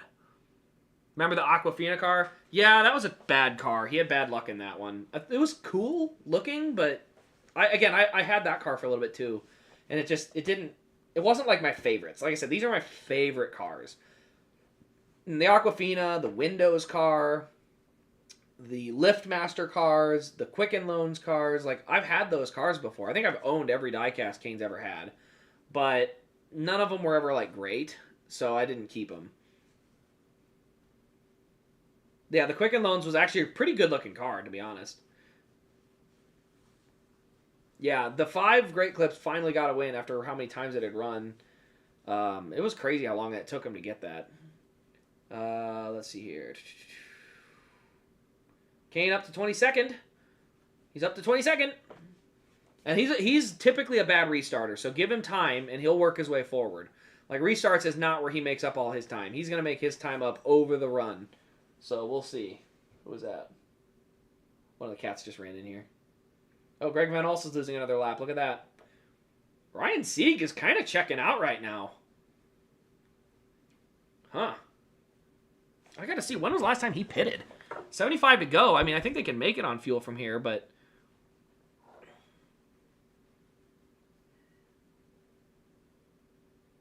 Boy, Carson Kvapil and Austin Green. Austin Green has been literally the kryptonite to the one car. For some reason, he cannot seem to just get by. And it has cost him a handful of spots.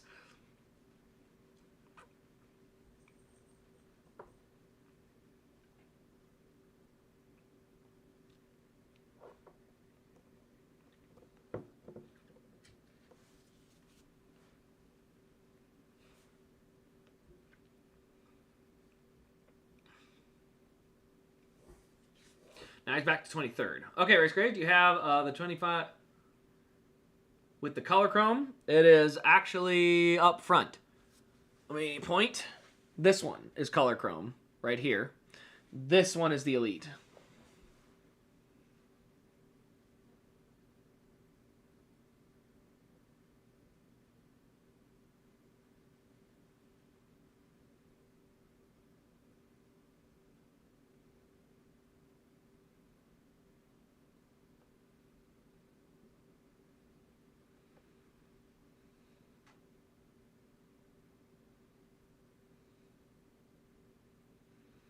So it looks like it's kind of a single file trainer on the bottom at the moment as I'm watching it.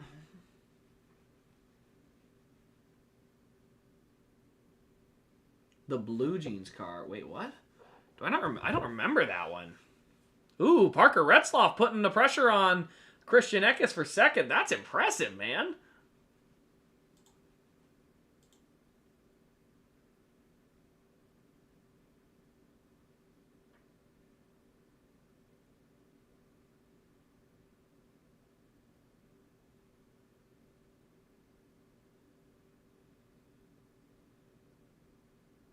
Oh, we got a crash on the backstretch. It's a 28 around. Who else just got spun? Who else just got spun? Who else just got spun? The 71 just plowed into somebody and then spun. And there is our last caution. That should do it. Everybody should be good on fuel from here if they choose to. So those last guys up front have a choice to make now if they decide if they're going to try and push it to the end or not. All right, now I'm at 2016. Did I pick? No, I'm in 2005 still. Hold on, I got to go to 2016. Because I'm looking at the paint scheme. You said the Blue Jeans car. Blue Jeans, Blue Jeans, Blue Jeans. Oh, that's right. That ugly, ugly car from New Hampshire. I forgot about that thing. Yeah, it was the Levi's signature. Yeah. That thing. Ugh. That was an ugly, ugly car. Because that also, he had the Drive to End Hunger at Bristol in 2016 as well. That was another car he hadn't run. There it is. There's the... Okay, that was Daytona July. That. Somebody had asked me. Let me go back to the chat here. So, I'm going to show you this. How do I show this? Can I just partial screen it? Here we go. There we go. So now you guys can see the ugliest car I've ever seen. It's this cheetah print looking mofo. Let me get back over here quick. Hold on. What do we got going on here? How did I lose that? Ah, what the heck happened?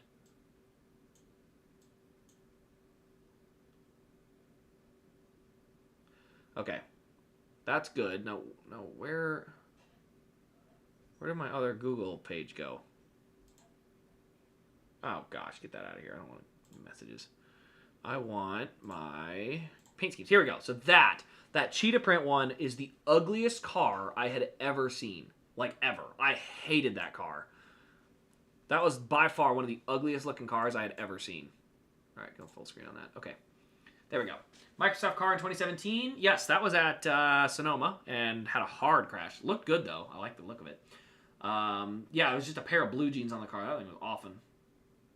Last caution. Have I seen these rookies? You know what? That's fair. That is fair. I should have probably thought of that. It's the last, like, everyone can make it on fuel from here if they choose to. That's, I guess, what I should have said. I ended up saying that it would be our last caution, which is probably not right. Let's see, what else we got here? Looked up Casey Gaines, Loudon car. Yep, so I did that. 2010 Fords Cane Ran were good. Oh, dude, the one, I'm going to look it up now because I'm in the mood. I'm looking up every paint scheme. The Shark Week car from 2016 was awesome. The Great Clips car in Daytona was awful. That was, like, the worst. 2016 was also this year when they ran the Pitch Black car. I thought that car looked okay. I thought that was pretty cool. Everything else was just the normal, I think, stuff. Yeah, everything else was pretty normal for that season. All right, now let me go back. I need to find the 2006 or the 2010 Cup Series. I'll go to the number 9. Because number 9, they had the Bud Olympics one. There it is. That's the one I wanted to show you guys. There we go. Oh, a little more. There it is. This one here. that ran at like Michigan. It had the white top with the Valvoline on it. I thought that car was awesome. So that was one I really liked. Oops, sorry, I didn't realize I missed it by a little bit. Let me move back that way a little more.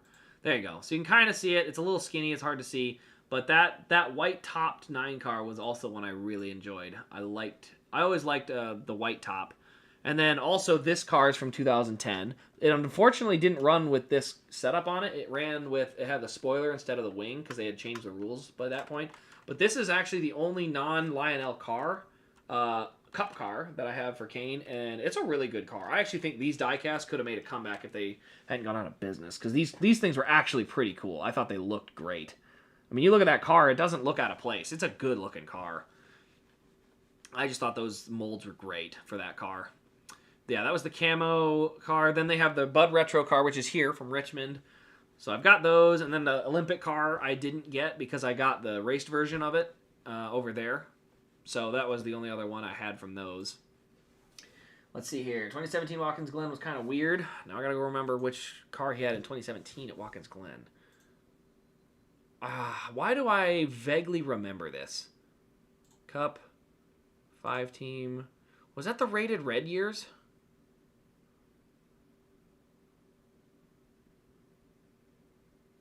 I thought this ran at... Hold on. Yeah, it was rated red. That was the rated red one. Okay, that's what I thought. Because he ran at multiple places. It ran at like 3 or 4 races that year. Shark Week ran at Pocono. Obviously, the throwback I've got, the Great Clips throwback. The Liftmaster car ran a few places. That one was a decent-looking car, too. What else we got? The Mountain Dew car, which is up here in a 1/64 scale, and a custom is here. I loved that Mountain Dew car. I was so mad they canceled that car. Yeah, so let me get into the story on that for you that don't know. This car is a custom, autographed. I bought it off of eBay or something. I don't remember where I found it, but I was like, somebody was selling a custom Kane car. I'm just like, give it to me. I've wanted that car forever. And that Mountain Dew car is like my favorite freaking car. Mountain Dew car is a grail. Which one? The 1/64th? Because the 1/24th is a custom. But they only offered it. I gotta see, where's it at? I think I gotta rotate this 90 degrees. They only offered it, there it is, yeah, in this car. And so for those who don't know what that car is the it is the plastic chassis, no turning wheels. Like it was the gold series. It was an awful series of car. Nobody wanted them. And they only offered it in the gold series. So it got made in 1/64th because people wanted it, but it canceled in that scale. And I'm like, Lionel offered the wrong scale. If they offered it in Elite and they offered it in the regular ARC, people would buy it. And by the end of the year, when they had the Justice League car with Dale Earnhardt Jr. and they had the set between the two of them, then it got made in both scales. So it was literally, I think Lionel DNP'd it because they didn't have the orders, but I think they could have had the orders had they made it in the right type. If they had made the regular ARC and Elite, I bet it makes it. Like they would have had enough for for them to make that car. So that one makes me mad because I know it would have been made. The Decisions. Yeah, I know that pink, or not pink, that purple pitch black one with the purple autograph is kind of a grail. I don't know where I got that car. I don't know. I've gotten so many Kane cars over the years. Like, I've gotten them, and then I've sold them, and then I've gotten them again. Like this one here, this was a grail for me. This is the Rookie of the Year liquid color, and a lot of them are autographed. But they're autographed on the hood in black marker. And so there's a ton of autographed versions out there, but they're autographed in black and on the hood. And so I didn't like that, and I wanted a non-autographed version. Well, this thing popped up, autographed in silver, on the windshield with a certificate of authenticity from Casey Kane's site, like directly or something. And so I was willing to bid like way more than I should have for that car. I didn't have to, luckily. I was the only one bidding on it besides one other person. So I got that car cheap, but that car was one I really wanted. The Rookie of the Year with the signature on the windshield in silver instead of black on the hood. Like, I really wanted that car. Well, most underrated Kane Schemes 2018 Dark Matter, 100%. I love that car. That Dark Matter car, I was so mad they didn't make. There was a lot of great... You know what? I'm going to go to 2018 now. We're going to go look at the paint schemes. We're going to go look at them because I can. And I have a computer in front of me to just go look at stuff for fun. This is a great day. Great day. I don't even care who wins. I mean, I know who I'd love to have had win, but, didn't happen. Stupid. But let's see here, 95 car. So the 95 car, the Pro Core car was awesome. The Darlington car, which, actually, let me just flip to the 95s. Oh my gosh, I should have turned it the other way. Here they are. I have an entire row of the 95s. All right, restart. Christian Eckes jumps the start and gets out ahead. Ooh, this is going to be an interesting restart. We'll see if they roll that as a good restart. They may not like the fact that he beat him to the line. 16's in the wall! Jesse Love now coming to the bottom. He got it really tight off the corner. Now he's going to send it in high on the 2, but the 2 is way too fast. He's already passed him. So Sieg out front, then it's Love, then a side-by-side battle for third between Eckes and Retzlaff. So they had the 9 car, they had the 95 throwback. The Dark Matter car from Kentucky was glorious. The Thorn car looked pretty cool. That one I always thought was good. Then there was the Chevy Accessories car from Michigan. I thought that car was awesome. The Fire Department New York car was okay. It was a good car, not great. The Thorn car from Memorial Day weekend was a little more on a mid. That was mid. TWD car from Kansas was awesome. Ollie's Bargain Outlet was awesome. The Procore Safety, that one, I have that in, obviously, the prototype of that, because they never made it, so that's one of my grails, and that was a cool car. And then on the WRL, they ran the yellow numbers after the first 2 races. They started running with yellow numbers, but the prototype has white numbers, so I'm stupid happy I got that prototype. And then, obviously, the invert car that they're in at the what race was that? It was the Clash? I don't remember if they called it the Clash or the Shootout still. Whatever it was called. It was in that race. So, yeah.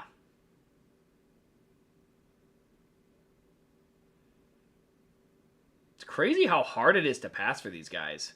I mean, like, they really struggle to pass.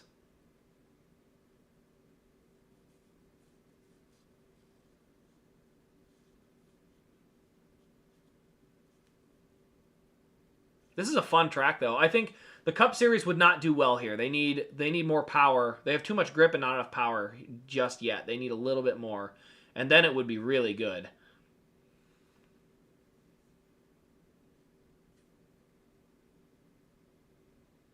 Oh, let me get back to the streaming thing here. Here we go.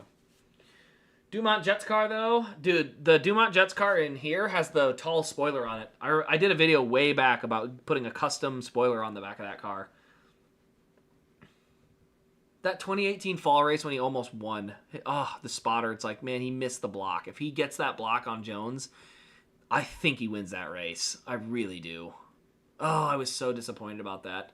It's like he had that shot to win the race. And the problem is, and the part that would have sucked is he wouldn't have been, he was not going to make it through the end of the year. Like, his health was not going to let him get there. So it would have been really hard for him to win that race and then not be able to go to the playoffs.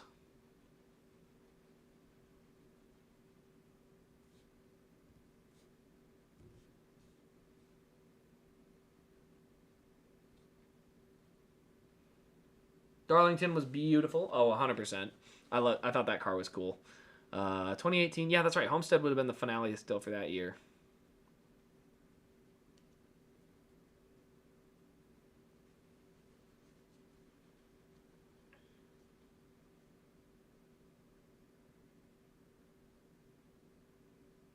Dude, this is a fresh repave and they're bouncing all over. I love this track, man. This is such a cool track. Who's that to the bottom? Is that Anthony Alfredo? Heck yeah. Get after it. Ooh, got real tight there.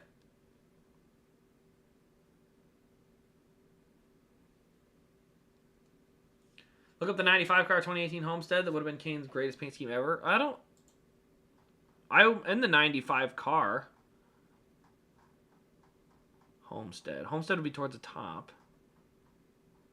What was the car for Homestead?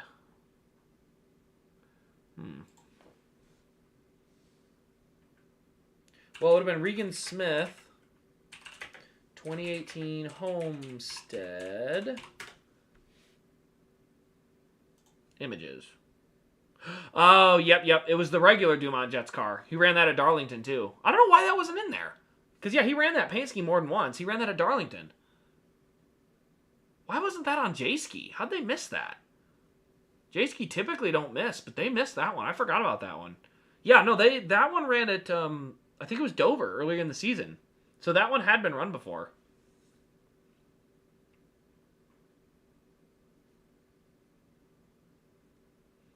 51 laps to go, so still a long way to go in this race. It is really hard for these guys to pass, but it is also a fresh repave, so it is not shocking that it's hard for them to pass. But this car is a great car. It puts on a good race. So the one bonus is that at least if you're going to have trouble passing, it's at a track that's like this and at least produces good, tough, racing.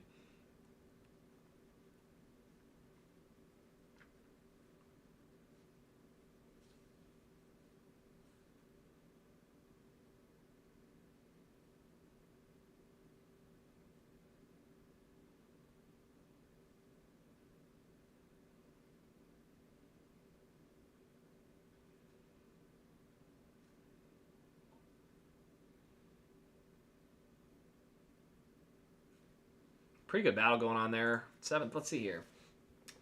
Kane ran the 2006 throwback at Darlington. Yes, it was at Darlington, but the Dumont Jets car ran on its regular paint scheme at Dover. I want to say it was a Dover race. 2018. No, it wasn't Dover. It ran somewhere. I remember that car running, but I don't remember where. It was early in the season because he ran the Dumont Jets car at the All-Star race, which was a throwback. Darlington, which was also a throwback, and then he ran it again at... I know it ran somewhere earlier in the season because I remember asking Lionel to make that car. So Dover was the Ollie's car, yes. I remember. So it wasn't Dover. It wasn't Bristol Spring. It was... I don't remember which track it was, but I do remember that car. I very, very vividly remember it because it didn't have the Snapchat logo on it. It had the regular paint scheme. Unless it was a preview of what was going to run later. That's possible. But I don't remember. It's really bothering me that I don't remember this.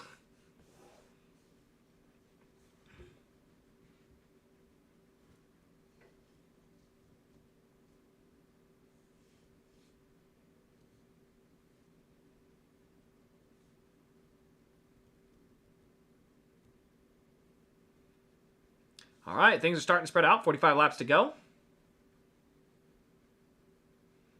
Hey, Kane moving up. I think he's up to 21st.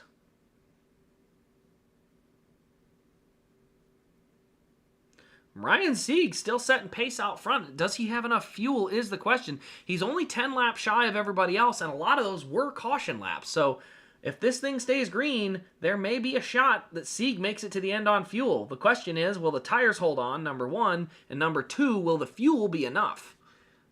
Dude, Ryan Sieg, man, this could be a fun race for him. If he wins this race, I will forgive him for stealing the lucky dog early in the race. Catherine Legg is still screwed. Favorite Casey Kane car when he drove for JRM in Xfinity? It's got to be one of the Great Clips cars, I think. The 2013 Great Clips car was pretty good. That was a really good car. Oh, did Jones get into the wall there? Trying to get to the outside of Quapple? Boy. Oh, he went too high! Oh, man, this track is awesome, man. This track is so good. 3-wide Xfinity Dega. I remember it, but it's cursed. Because NASCAR threw the stupid caution. So he won. I have the one win down here. That yellow Hellman's car is the one he won with at Daytona. And he should have won that Dega race. That one ticks me off. Because it was like, oh, we do a caution 10 seconds before the line. I was like, oh, you idiots. They ruined a great one. Dude, see, the thing is, I would say yes, it's the new goofball one, but there's goofballs that have been running wood all day. Retzloff has run great all day in that car. Here's what I will say, though. I will absolutely 100% say right here, this racetrack, because of testing and a full practice day for Xfinity, shows what this track is capable of. Now, it's hard to pass. We got to point that out. But when you give these small budget teams, Alpha Prime running 5th, Ryan Sieg running 1st. You know, you've got Harrison Burton in 12th. You've got a lot of guys running a lot better than they typically ran at other racetracks. And I think a lot of that has to do with they had time on the track. You know, some of these teams don't have all the simulator technology things to use. And so when these guys have opportunities, they can actually go out and do good things with it. Oh, man, Ryan Sieg is starting to get eaten up. Jesse Love is really knocking the lead down. 38 to go. There's a long way to go yet. I mean, the good news is the tires do fall off. So if there's a caution, there might be enough of them that decide to pit that the fresh tires for Sieg would still be worth something to be where he's at. But 38 to go. It would have to be with like in the next 15 laps probably before it'd be worth it, because otherwise there's not enough laps.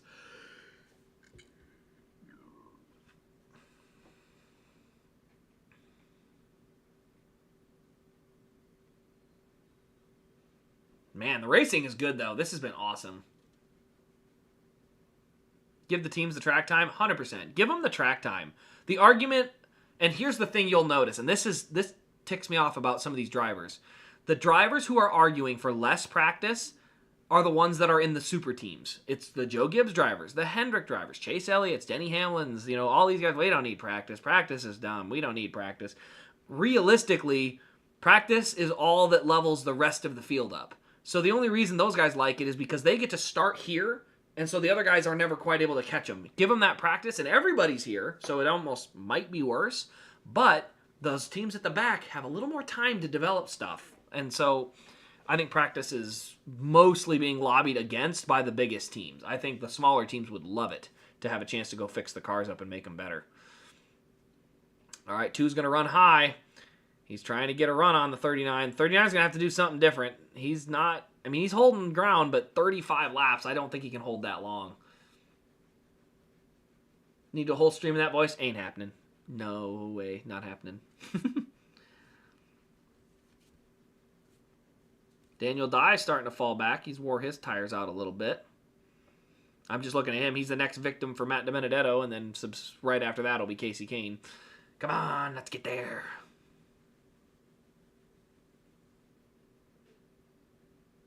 Yeah, he's like well off the pace of the other cars.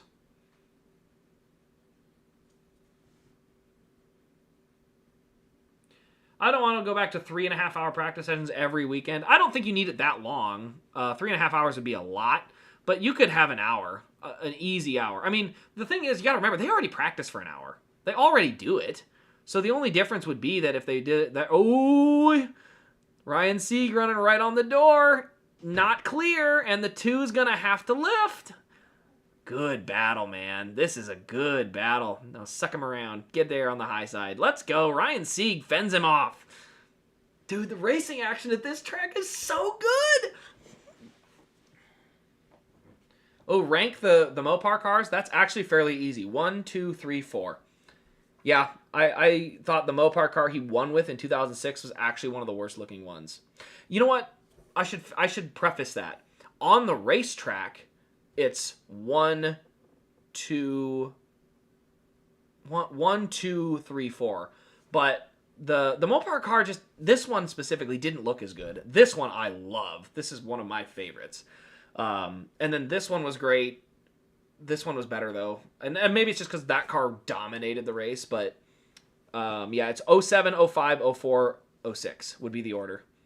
Because the 07 also they made the late model out of. Rotate back to the late model. So they also had the late model with that same scheme.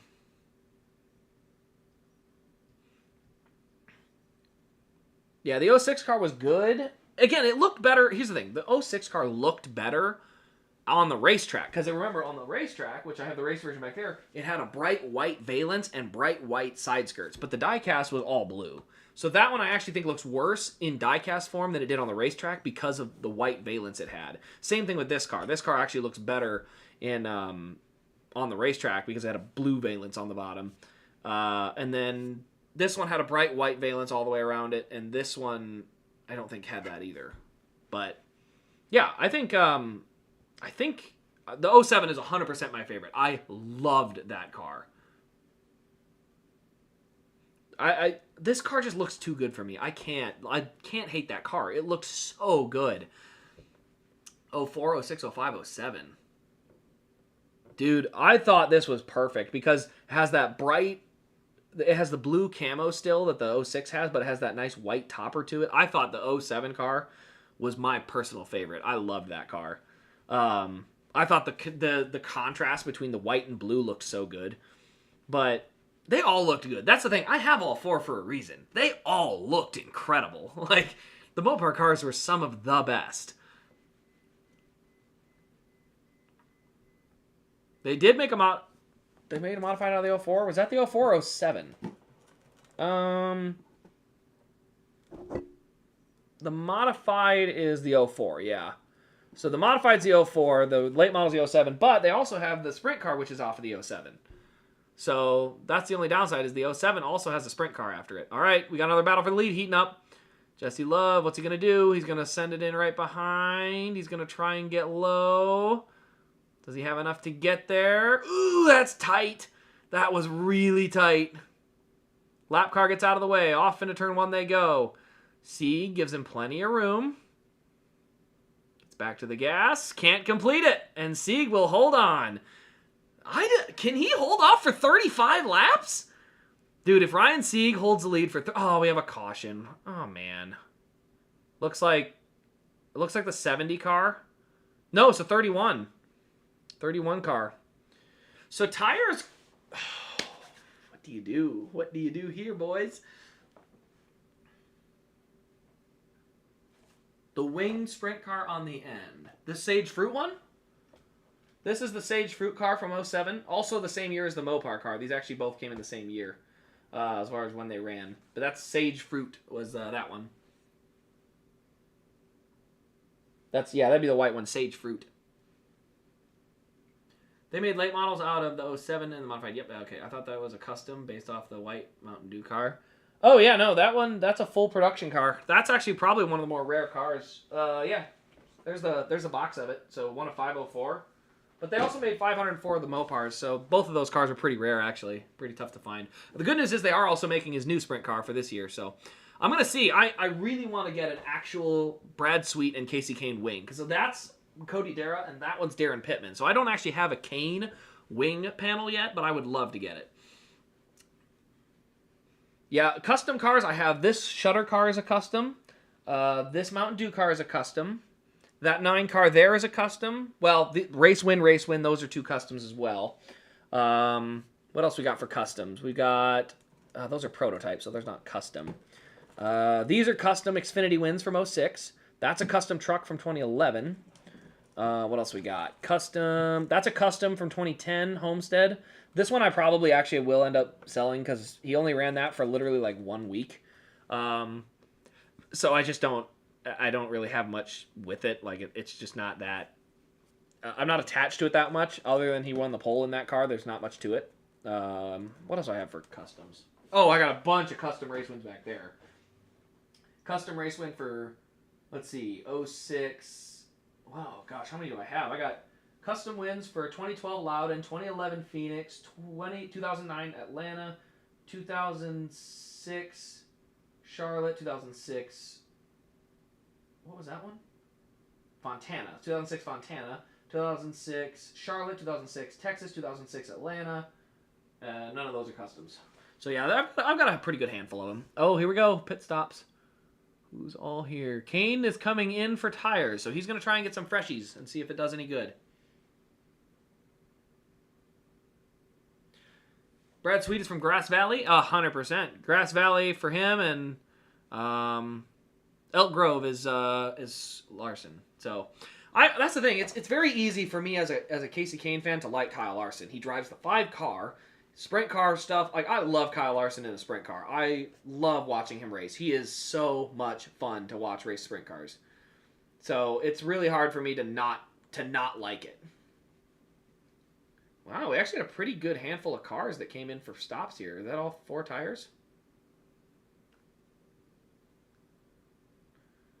There's the 33.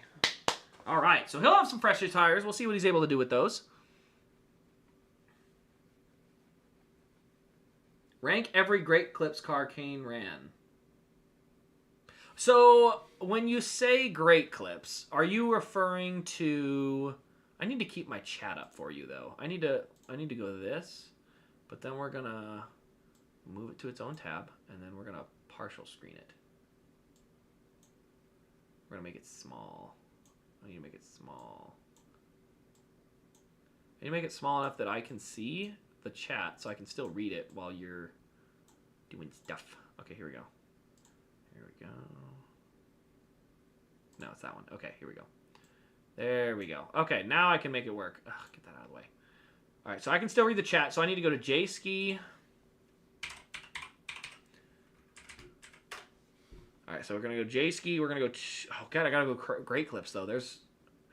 So, actually, here's a question. So if I'm going to rank the Great Clips, does that count the Xfinity cars that he ran with Junior Motorsports and with Turner Motorsports? I think it was Turner. I don't even remember the 38. I thought it was Turner that car was owned by.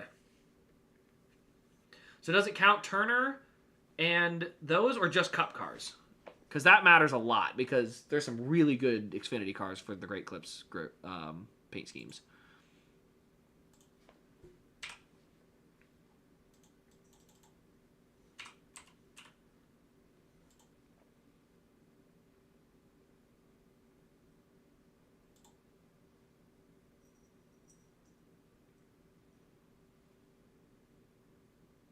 One for both. Okay, I can do that. Because, yeah, in Xfinity, my favorite is the 13 Great Clips orange and white. And then after that, I would probably have to say the Flames 38, just because of the iconic part of it. And after that, it's the Lines 38 that was run 2009, 2010. That's the one that he took the wall ride on when he got plopped up 90 degrees on the wall. So I would probably put that one in there. Let's see here. I need to go to paint schemes. Where are that? Where is that? Oh, here we go. Paint schemes. So Xfinity series from 2009 probably. And it was in the 38 car, I think. Yeah, Great Clips. So yeah, Kane ran it was just a red like spiked version. It didn't look that great. But I would say those two would be after the number 5. And then the Shark Week one's up there too, because that one I really liked. The standard one I actually didn't like as much in Xfinity. I thought it looked a little worse on that body type.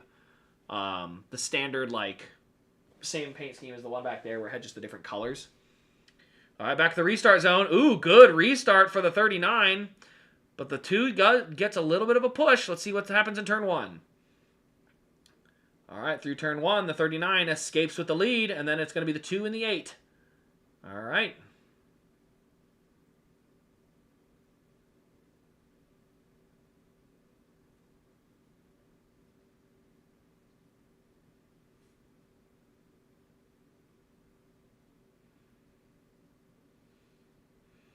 Sieg is going to continue to have to hold on. 17 laps to go. Meanwhile, the guys on tires, Quapple is already moving up to 16th.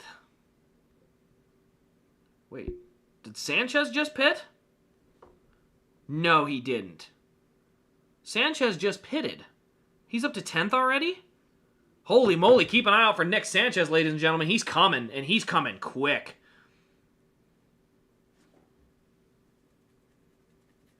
Ooh, he's got a good run. Let's see what the 2 is able to do. Off into 3 and 4, 16 to go. He's going to go low. He's going to dive it underneath. Coming out of 3 and 4. Tight, but he's going to make it. Side by side at the line. Oh my gosh, a caution. Daniel Dye, another talentless hack. So the freaking 2 car is going to steal the lead on a timing yellow. Gosh dang it. Seriously. These talentless hacks just drive me nuts. You did nothing in the other series, and you got moved up anyway. You're in the truck series for a year, did nothing, and it looks like the freaking 10-car wrecked Kane. Gosh dang it, man.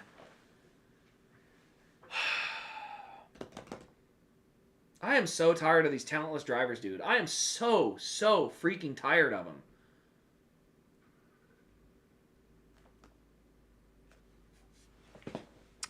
Well, congrats, Daniel Dye. You can just waste another space for another year. I mean, because NASCAR's payouts are so bad that results don't matter. I will say, that's part that does drive me nuts. Oh, gosh.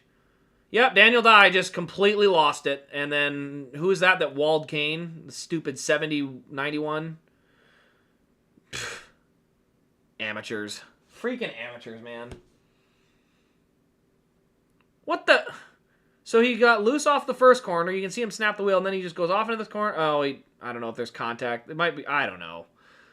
Again, this is what I'm talking about. You can't be back with the idiots. There's too many freaking idiots in this series, and if you get in the back, you can just kiss your car goodbye. They will destroy it because they're dumb. They race like morons.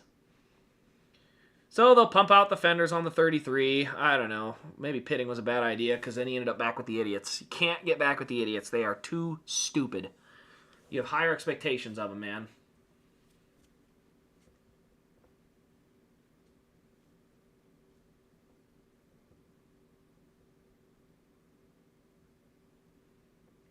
No, 91 had nowhere to go. I mean, you're not wrong. It's just a matter that, like, there's a car high, and his idea was just, like, go to the wall. Like, that's where I'm like, you have no common sense. Like, okay, the car's in front of me. Where do I go? I could go high. There's a car outside of me, and that's where he's going to go and hit the wall. So it's like, it looks dumb. Like, it's the only way to put it. Like, literally, as dumb as it sounds, it's better for him to slam on the brakes and spin left. Like, you have a better shot of avoiding the wreck by doing that. Because going right, you're just going to slam yourself into the wall. Like, if Kane's not there, he's going to wall himself. Like, there was no path through that. Sped on pit road. Ugh. Even worse. Even worse. None of this would have happened if we didn't have Catherine Legg. Yeah. I don't know. This has been an unfortunate return to Xfinity racing. And here's the thing. I think a lot of veteran race car drivers are not going to want to come run an Xfinity because of stuff like this. Like, you don't want to run an Xfinity if you're just basically going to guarantee yourself getting wrecked. All right, so did they rule Ryan Sieg as the leader at the last loop? It does. Okay, so Ryan Sieg does get to hold the lead. So you got to note that. Sieg at least gets to hold the lead because of the timing of that yellow. That yellow could have been a disaster. What is this? Cycle gear is ready for pickup. I already picked it up, so that's fine.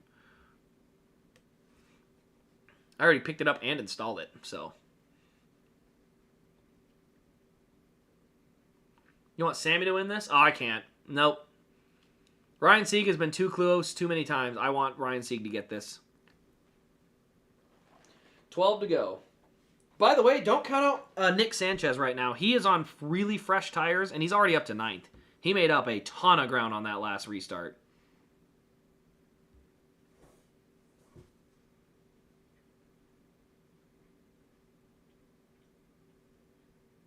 Oh, he's kitty. Let's see there.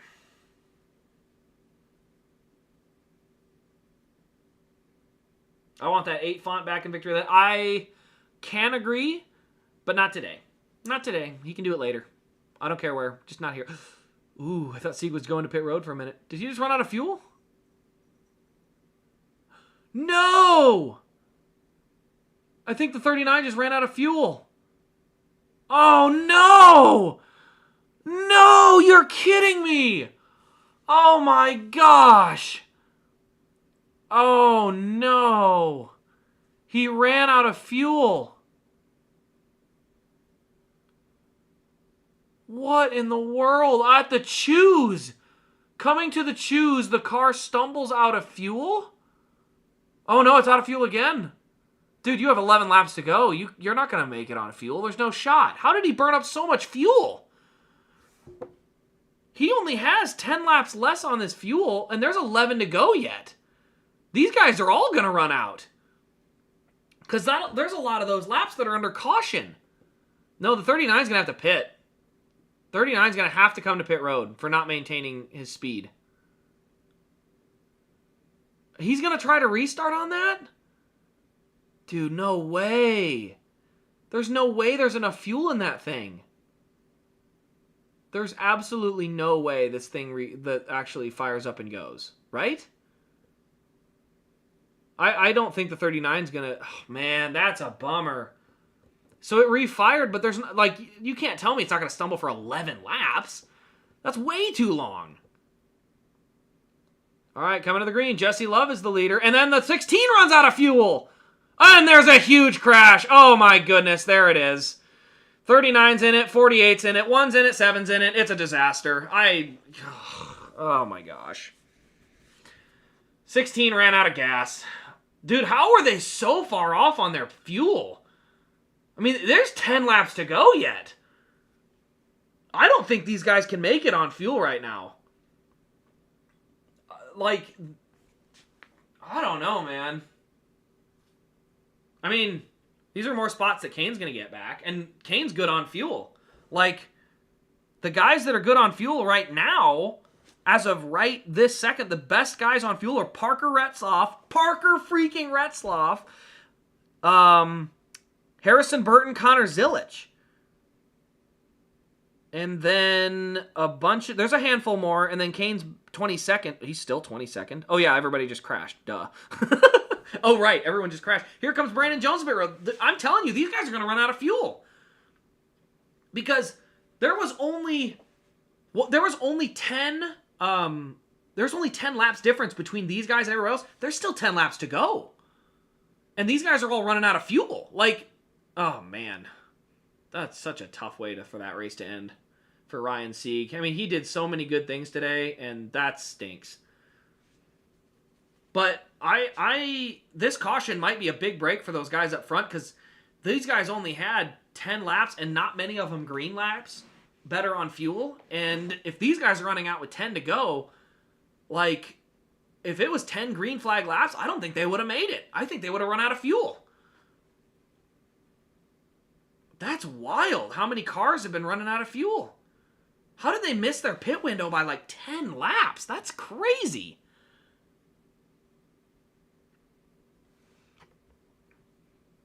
So yeah, a lot of cars on pit road right now. Matt DiBenedetto's up to 14th, but he's still on the old pit strategy too. I don't think he has enough fuel. Surprised he hasn't pitted once yet. Just because he's been in the back for a good chunk of this. He could have pitted once or twice by now.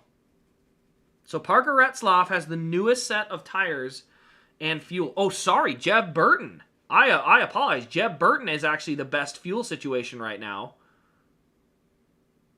So Jeb Burton in 6th has the best standing fuel right now at the moment. Oh gosh, I hope this isn't a Nashville all over again where people are just constantly running out of fuel and getting crashed.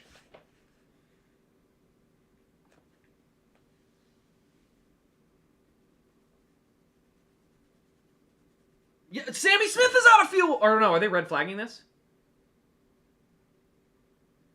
They might have red flagged it. Yeah, it's red. Okay. I thought Sammy Smith just ran out of fuel because he came to a stop. Yeah, they just red flagged it, so they're going to be working on it there. Oh, this race is going to... They don't have a lot of daylight left, do they? They got a little bit. They got a little ways left, but they need to get this going. They can't wait too long on this anymore. What's all the... Is it that many cars to clean up? There probably is, but... Gosh, I'm hungry. I haven't eaten all day. I didn't take my medicine either. Gulp. Water bottle.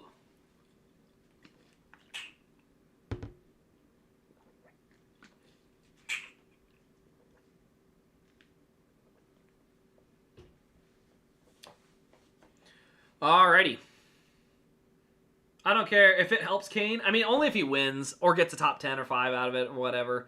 I don't know, man. The tough part is, you know, if you're a guy that used to run old school cup races and then this is the kind of crap show that it has become, it's going to make you not want to do it again, you know? Like, you're not going to want to do this multiple times if it's like this. Like, you kind of want a race to go normal. I would love to see him run Kansas or Bristol or some of his other tracks, maybe even Pocono or Indy. He was so good at those tracks that I would like to see him run some of those maybe, because you are more likely to have a green run, at least at Pocono and Indy. It's more likely to stay green. So I think that would be a track he'd be pretty good at. That'd be one that I think he always did pretty well there. So yeah, I would like to see him run something like that. I just think these caution races, like, you're just not likely to have a good time. All right, so under the red, Kane is currently scored 22nd. But there's more cars wrecked than just that, so there's going to be more of them hitting pit road and stuff. I don't think he should run a cup car. I don't think the cup car would suit his driving style at all. He was good at high horsepower, low downforce, a lot of slipping and sliding. Like, that was his deal. And these glued down cup cars would not be good for him. It would not suit his driving style at all. You know, Kyle Larson only gets by with it because he's willing to thread the needle into a lot of bad spots, and that would not be his deal. That's not something he would do. The dirt race might have been a good shot, but outside of the dirt race, I don't think there's any spot that I would have picked it for. 2014, 2017. Well, gotta remember, 2014, was the high horsepower, and he did win a race. And he was much more competitive in 2014. He could have won a few of them. But 2015, they cut horsepower, and 16 and 17 was also on the 750, which is less horsepower. Remember, he ran 1,000 horsepower. And so when they cut it to 750, like, he was never very good under the 750 downforce package. Like, it just did not suit him well at all. So yeah, I would not think a 670 gripped up car in Cup would be a good option for him.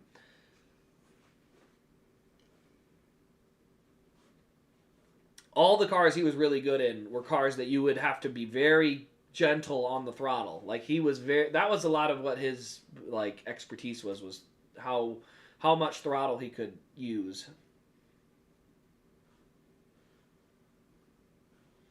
2014, he really wasn't slower is the thing. Like, he was his pace wasn't bad. He could have won Indy. Like, he was good at the Brickyard, could have won there. Ran real well. Ran great in the playoffs. Dover, he had a top 10 car, just got caught on a lap down at one point. But there was a whole handful of races that he was competitive enough to go win, and just had some bad luck. But like, 2014, I don't think was that bad a year. I mean, you got to remember, Atlanta, he won that race. Like, that was not a luck win. He came out, beat Harvick on a restart, and then stayed ahead of him for a solid 30 laps before the caution, and then was able to win it on the restart still. But like, 2014 was just a worse 2013. He was still good. 2015 was awful. 2016 was even worse, and then 2017 was, just bad. But you got to remember, some of that too was his health was getting bad too. So who knows which piece was due to what. He would have, 2013 he would have won a handful of races. The concussion probably didn't help, and he probably would have run a lot better in 2013. Holy smokes, Matt DiBenedetto's 12th. He's just hanging in there.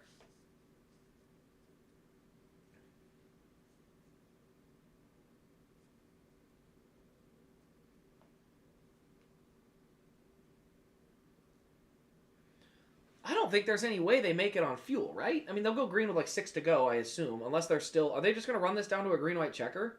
I hope not. That would be stupid. You have the laps. Use them. Dude, I remember that Cleveland show episode where Kane literally was like, I'm the only one that can win this race. And then the wheels fall off his car, and it was like, only Casey Kane could have that kind of luck. Like, it was so suited.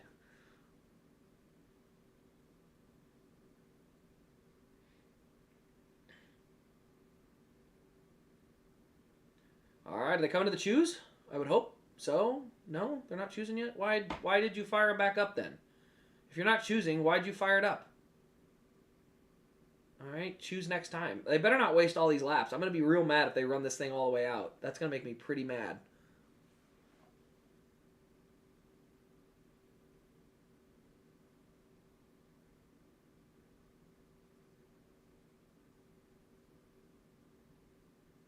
I did not watch it live, so I do know it premiered after the Bristol win. That was just a comment on the clip on YouTube, but I do remember finding that out that he did win. It was after that 2013 Bristol win. Dude, I had such a long drought from getting to see him win.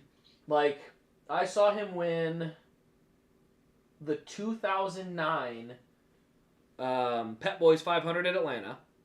That was the win. And then after that, I literally missed every other win. 2010 dual win, I was in school. 2011 Phoenix win, I was at football practice, or some football-related thing. 2012 Memorial Day, which was the Coke 600, I was in the car, so I listened to it, but I didn't get to watch it. So he won the Coke 600, I didn't get to see it. 2012 Loudon, I was in the car listening on the radio, didn't get to see it. 2013 Bristol, I was at some church event, so I missed that race. 2013 Pocono, we were flying for a vacation, and I landed, checked the internet quick on my phone, it was like, Kane wins Pocono. It's like, yes! Dang, I didn't get to see it. And then 2014, Atlanta. That was literally the first time in like 6 years, or 5 or 6 years, that I got to see him win. So he won a handful of races in that time, I just didn't get to see it. I think I saw pretty much all of his wins up to 2009 Atlanta. So I saw all of the other ones till 2009 Atlanta, and then I missed all of them until 14 and 17. Definitely an offensive lineman in football. I was not.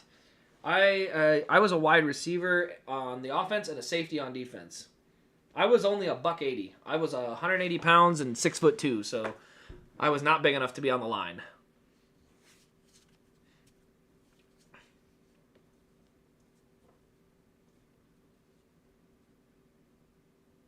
All right, should we come into the green this time? Let's see what we got. We Sammy Smith on the bottom, J.C. Love up top. I don't know that these guys have enough fuel. The only guy I'm confident in is Harrison Burton and Parker Retzlaff, so we will see when we get back to the green here. Green flag in the air. Everybody's good right now. We'll see if that holds, though. Oops, somebody out of line. That was Austin Hill. Oh, the 2 just ran out, I think, or he sputtered. Bad corner for the 2. Sammy Smith is out in front. Dude, I'm telling you, these guys are going to be running out of fuel. I don't think they have enough. Let's see. Taylor Gray and Sammy Smith. Remember Martinsville. Yep, there goes the 41. He's out of gas. Pull to the bottom, pull to the bottom, pull to the bottom. Oh, Zilich wipes out. And no caution, no caution, no caution, no caution. Leave it green. He's fine. He's fine. Leave it. And they just walled each other. Now there's a caution. What idiot was that? Oh my gosh. I'm losing it, man. Oh my word, the caution's out, and some idiot just destroyed everybody below him. I'm sorry, this is such an ugly look for this sport, man. Oh, Matt DiBenedetto's in it. That stinks. Kane's gonna get a top 10 out of this, man. These guys, I'm telling you, they're running out of fuel. The cars are sputtering. These guys are gonna have to pit. Oh my gosh, who has tires? Who has fuel? Okay, so Sammy Smith, Taylor Gray, Jesse Love are the top 3. I don't think any of them are going to have enough fuel to win this race. I think they're going to sputter. Parker Retzlaff, Harrison Burton, Austin Hill won't have enough fuel. Brennan Poole, Josh Williams will have enough fuel. Jeb Burton will have enough fuel. Jeremy Clements, and everybody after that has enough fuel, by the looks of it. Yeah, everyone after that should have plenty of fuel. Kane's in 14th, by the way. Oh my gosh. Dude, they keep running out of fuel. They keep, like, sputtering. The 41 ran out, and then the 88 went low. What happens here? Did he just sail it in too hard? Oh, that's 27 just turned across his nose. 27 just turned like he wasn't there. That's actually on the 27. I'm not going to blame Zilich on that. But then back in the field here, this is where it got really dumb and ugly. Chris Wright was just stopped at the bottom of the track at that point. So let's see. What happened exactly here? So the 41 runs out. There's a little contact. The Zilich goes below the 27, so 27 Carlo. Dude, 27 just cut right into him. That's how 100% on Jeb Burton. I mean, the 88 is there, and he just ran right through him like he wasn't there. How that didn't knock the... I mean, it did wreck the 27 as well, but I'm a little surprised that he just turned across him like he wasn't there. Yeah, just turned right through him like he wasn't even running. Brennan Poole's up there, too. Sammy might saved under yellow. I don't think it's enough, though. You got to remember, Sammy Smith, he has to now save under yellow and go green again, and these other guys were all running out already. So he's going to have at least 2 green flag laps plus 4 yellow laps. Like, I don't think he's got enough. So if you count how many cars are going to run out of fuel, most likely. 1, 2, 3, 4, 5. So if 5 more cars run out of fuel, Kane gets a top 10. Like, I'm good. Are you kidding me? This race has turned into a clown show. Dude, I think you got to pit here. Like, there's no way you're going to have enough fuel. This is literally Nashville of last year. Oh, there's the clip of Sammy Smith destroying the 54 for no reason. And then giving Austin Hill a free win, which is... Oh, no. Is Austin Hill going to win this? Please no. Please no. We don't need that.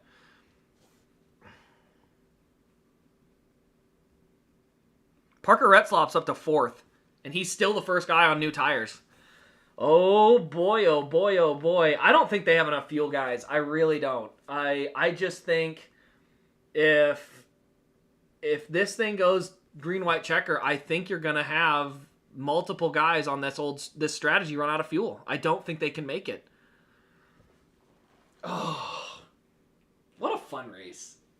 What a fun little batch of chaos. I mean, the racing was okay throughout most of the day. But the fuel mileage, I always love fuel mileage races. Who's the Dash for Cash guy left? So Sammy Smith is the only Dash for Cash guy left, and if he runs out of fuel, Brandon Jones, who already wrecked, is the only one running, right? No, Carson Quapple's running, and the other guys are all out of the race. Oh my gosh, what a dumb race, man. Dude, are they stopping him again? The pace truck is down to like a crawl. Yeah, they're stopping it. They're going to red flag it again. I don't know if that's going to help, though. They still are going to have to run a handful of laps. I think they're, like I said, I think they're done. I think Sammy Smith, Taylor Gray, Jesse Love, Austin Hill are out of luck. There's too many laps. I don't think he's got enough fuel to make it.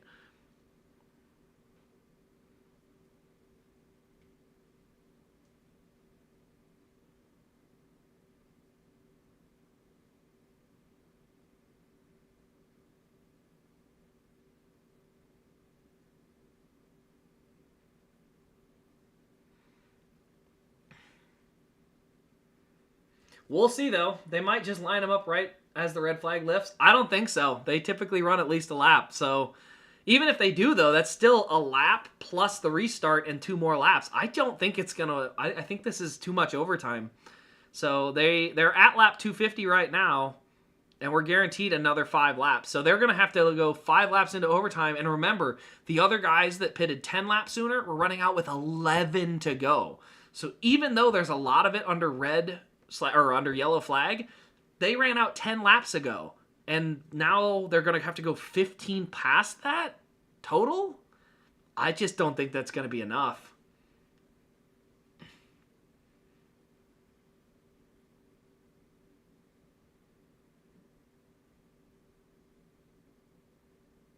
Austin Hill's on bad fuel strategy too. I don't know if he's going to have enough. This is going to be one wacky finish. I'm not sure if this is good or bad for Rockingham. This is, I don't know.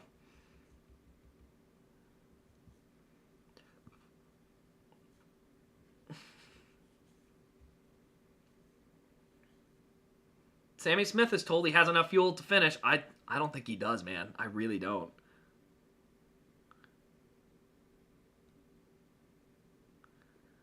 Did we have to get 11 We haven't been here in a long time. Did we have to get 11 years worth of cautions in one? Yeah. Yeah, probably. So yeah, Eckes' crew chief said he had enough fuel to get to the end, and he ran out with 5 to go on the same strategy as these guys. I'm telling you, I don't think they're going to make it. I don't think they can. Their fuel mileage is off. They don't know how much they have. I would argue even the guys that pitted 185 might be in trouble because more of that's under green, but... Oh, dude, if Kane wins this, I got to do something ridiculous. If Kane wins this, because I'm very confident that ain't going to happen, I don't want to get banned. I'm not going to do that. No bannable offenses. What do I do?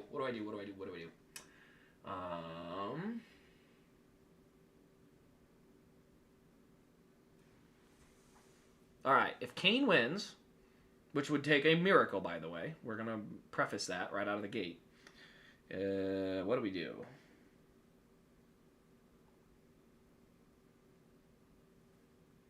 Eat a spoon of milk? That's easy. I'd do that in a heartbeat.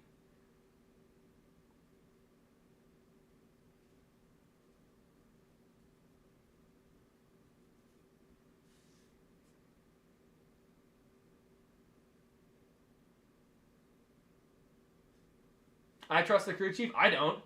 I wouldn't trust the crew chief if he was wrong. I mean, Eckes' crew chief said he was good.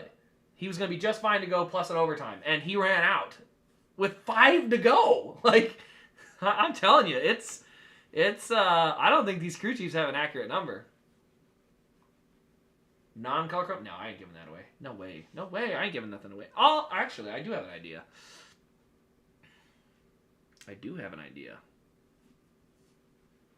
But I like these cars too much. I don't want to wreck them. Let's see. What could I do? It'd have to be one that I can replace. Actually, the Mountain Dew Elite would be an easier-ish one to replace. I could replace that.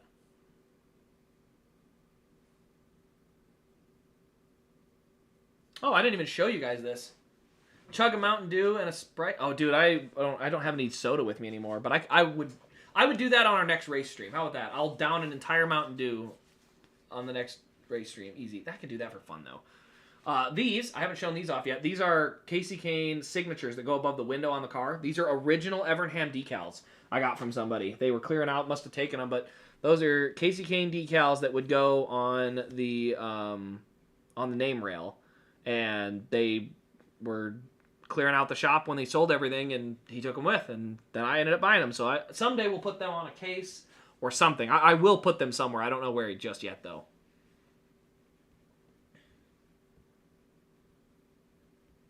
The 2004 red and white car, I have one, but I gotta fix it. The front end was busted up on it. So if I fix that red one, Junebug, I will absolutely get it to you.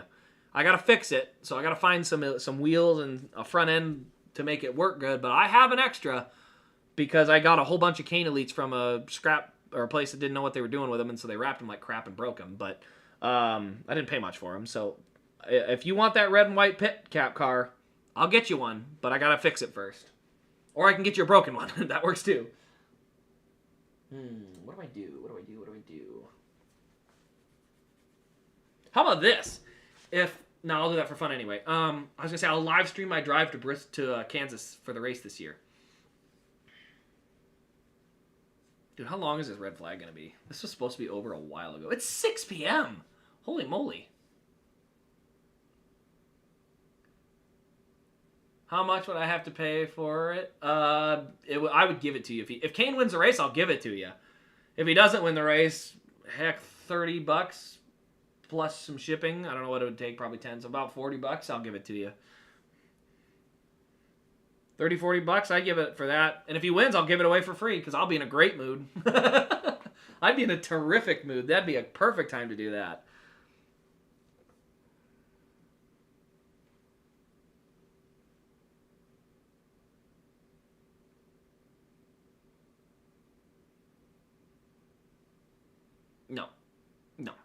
No. I know giveaway. Engines refired. Okay.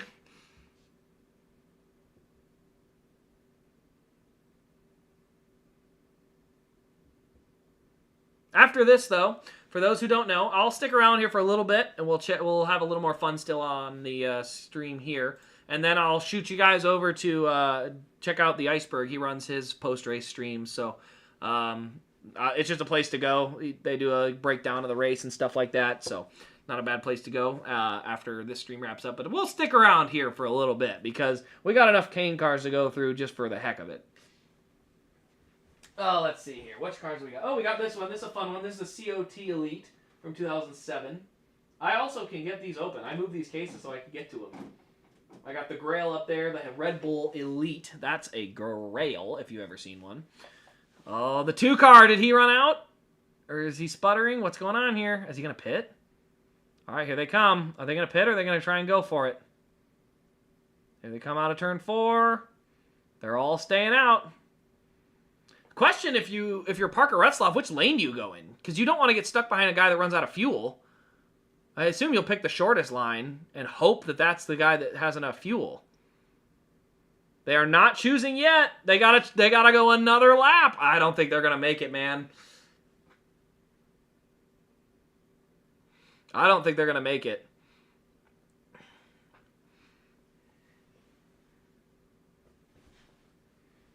All right, so Kane's gonna restart 14th, unless someone pitted. Then he might get further forward.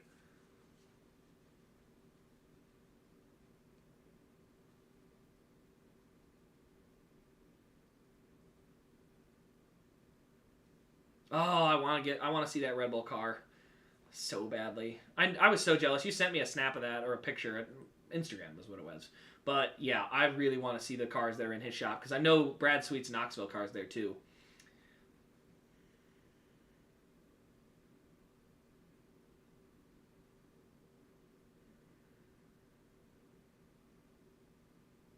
Stuff Excedra store? Oh, I didn't know they would have that there. I've actually never been to a Stuff Excedra store because I'm from the boonies of Iowa. There's nothing there. All right, are they choosing this time?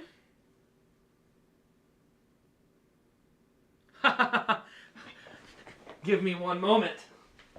Give me a moment. There's my butt for everybody that wants to see it. Checkmate. Checkmate. Nobody has it? Checkmate. I forgot this was on the back side of the case. I'm going to stick this right up here. Stick it right there. Checkmate. I had to get that one out. That is the liquid color version, but it is in the fake Mountain Dew can, so I had to say checkmate with it, because I got it. All right, so Kane chose the high lane. I think the high lane has less of the cars likely to run out of fuel. There's less places to go, but, I mean, I guess the top lane is probably the safest place to go. I don't know. We'll see.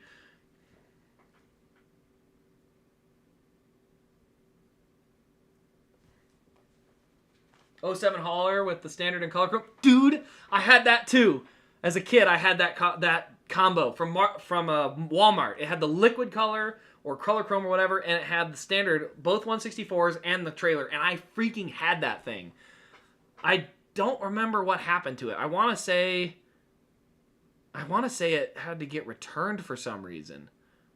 Like, I may have gotten, like, as a punishment, I had to take it back and return it. But I had that freaking thing. Oh, man. Oh, actually, Austin Hill's on limited fuel. All right, coming to the green. Green's in the air. Green's in the air. Everything's good thus far. No sputters just yet. There's the sputter. Sammy Smith sputters.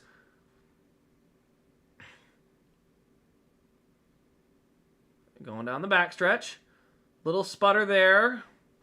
Jesse Love going to come around to the white. If he's got enough fuel, that is. Parker Retzloff to the inside of Harrison Burton for third. That could be for the win. White flag in the air. Next flag will end it. Jesse Love has escaped into turn one. Oh, there's a sputter out of the 8. Here comes the 4. Gonna have to pick whatever lane he doesn't, right? You don't want to be behind him if he runs out of fuel, dude. Oh my gosh, Jesse Love's gonna do it.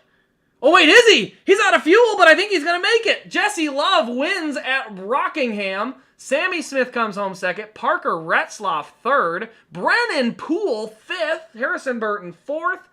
What's the rest of the results look like? Casey Kane gonna bring it home 15th on the day. I'm not too bad about that. I am shocked that car was able to go 15 laps further on fuel than the guys around him. But then again, now that I think about it, I think it was Atlanta last year that Austin Hill went like 25 laps further than the field somehow. So, cheated up Richard Childress cars, except for the freaking 33. But, race is complete. Parker Retzloff comes home third. Congratulations. That's a great run for him. He got stage points and everything. What a great day for that 4 car. Jesse Love brings home the win. He was fast in practice. Oh, man. The Childress cars were so good. I just wish the 33 would have had a shot to actually contend with it. Bummer, man. But top 15, I mean, not the result that we would have wanted, but at the same time, race could have been over at the end of stage 1 from the stupid stuff that happened there. So, can't be too mad about it, right? I've seen worse. Oh, wow, that looks like terrible. That's awful. All right, let's move this over, and we'll get the live chat in there instead. There, now we got live chat instead. 15th, I'll take it. I'm not happy about it, but I'll take it. I would love to see it do better, but it is what it is. Can't have it all, right? Need a checkered record on the 33? I don't know about that. Have you ever had the 124 scale that's also a piggy bank? I've had some, not any for Casey Kane, but I have had some.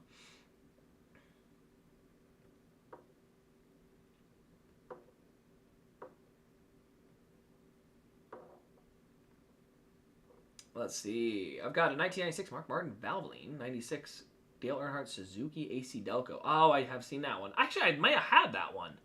I may have had both of those at one point. I sold them on eBay because I don't collect banks. Oh, there goes the car. Well,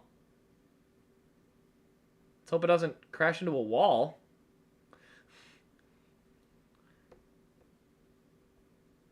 Band Diecast are underrated. I've got the Hootie and the Blowfish one, but I don't want to keep it, so that's going to go somewhere. But I do have a handful of those, so those do exist as well. So Jesse Love snags his 3rd career win here at Rockingham. He was good the whole weekend. The test session really seemed to do a lot of good for him.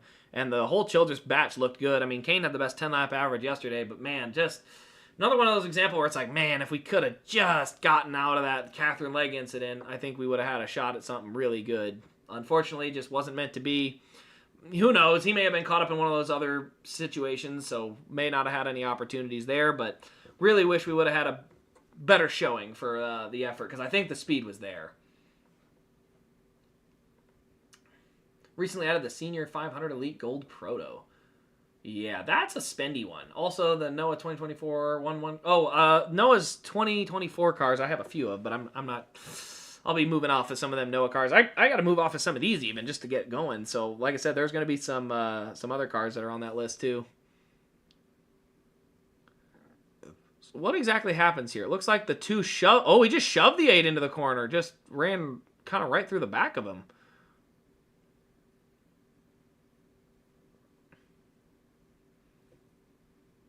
Maybe he didn't sputter. I mean, I think he did, but we'll see. But yeah, otherwise, if there's any other cars you guys want to take a look at, I can... Actually, I'll probably set up another camera at some point and see if it's there. But this is another one I haven't shown off yet today. But this is the test car from 2007. I thought this car looked so dang sharp. It's the Elite. It's got the front end. It's got the new nose on it and everything. And then it's an 07. So it's got the really cool matte black with white stripes. Like, I don't know. This car was always one I thought looked cool. And it was like... It would have been awesome if they had just had a paint scheme that was that. Matte black and racing stripes looks good. So that one was always pretty cool. The color chrome, I got to shout that out. I'll do that on a different camera at some point. But the color chromes back in the day were really shiny chromes. They looked awesome. Least favorite Kane Evernham car. Probably the Dodge Mega Cab. It was like a striped red and black with a silver line. It was not a pretty car. Like, they made a diecast of it, and I never have wanted it. It's just an ugly car. So, yeah, the Dodge Ram Mega Cab would be the one I would probably put on that list. The Popeyes car I would almost put on that list, but at least it's unique. It looks good that way. But that Ram Mega Cab thing was just bad. I didn't like that one. Honestly, the Ram Flames car, too, from 06 that he ran at Richmond, that car I also don't like that much. I thought that one was kind of mid.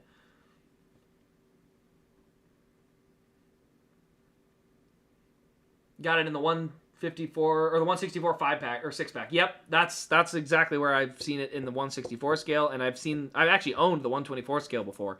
I just don't think it looks that good. I'm not a huge fan of it personally. Oh, these bright lights are giving me a headache, man.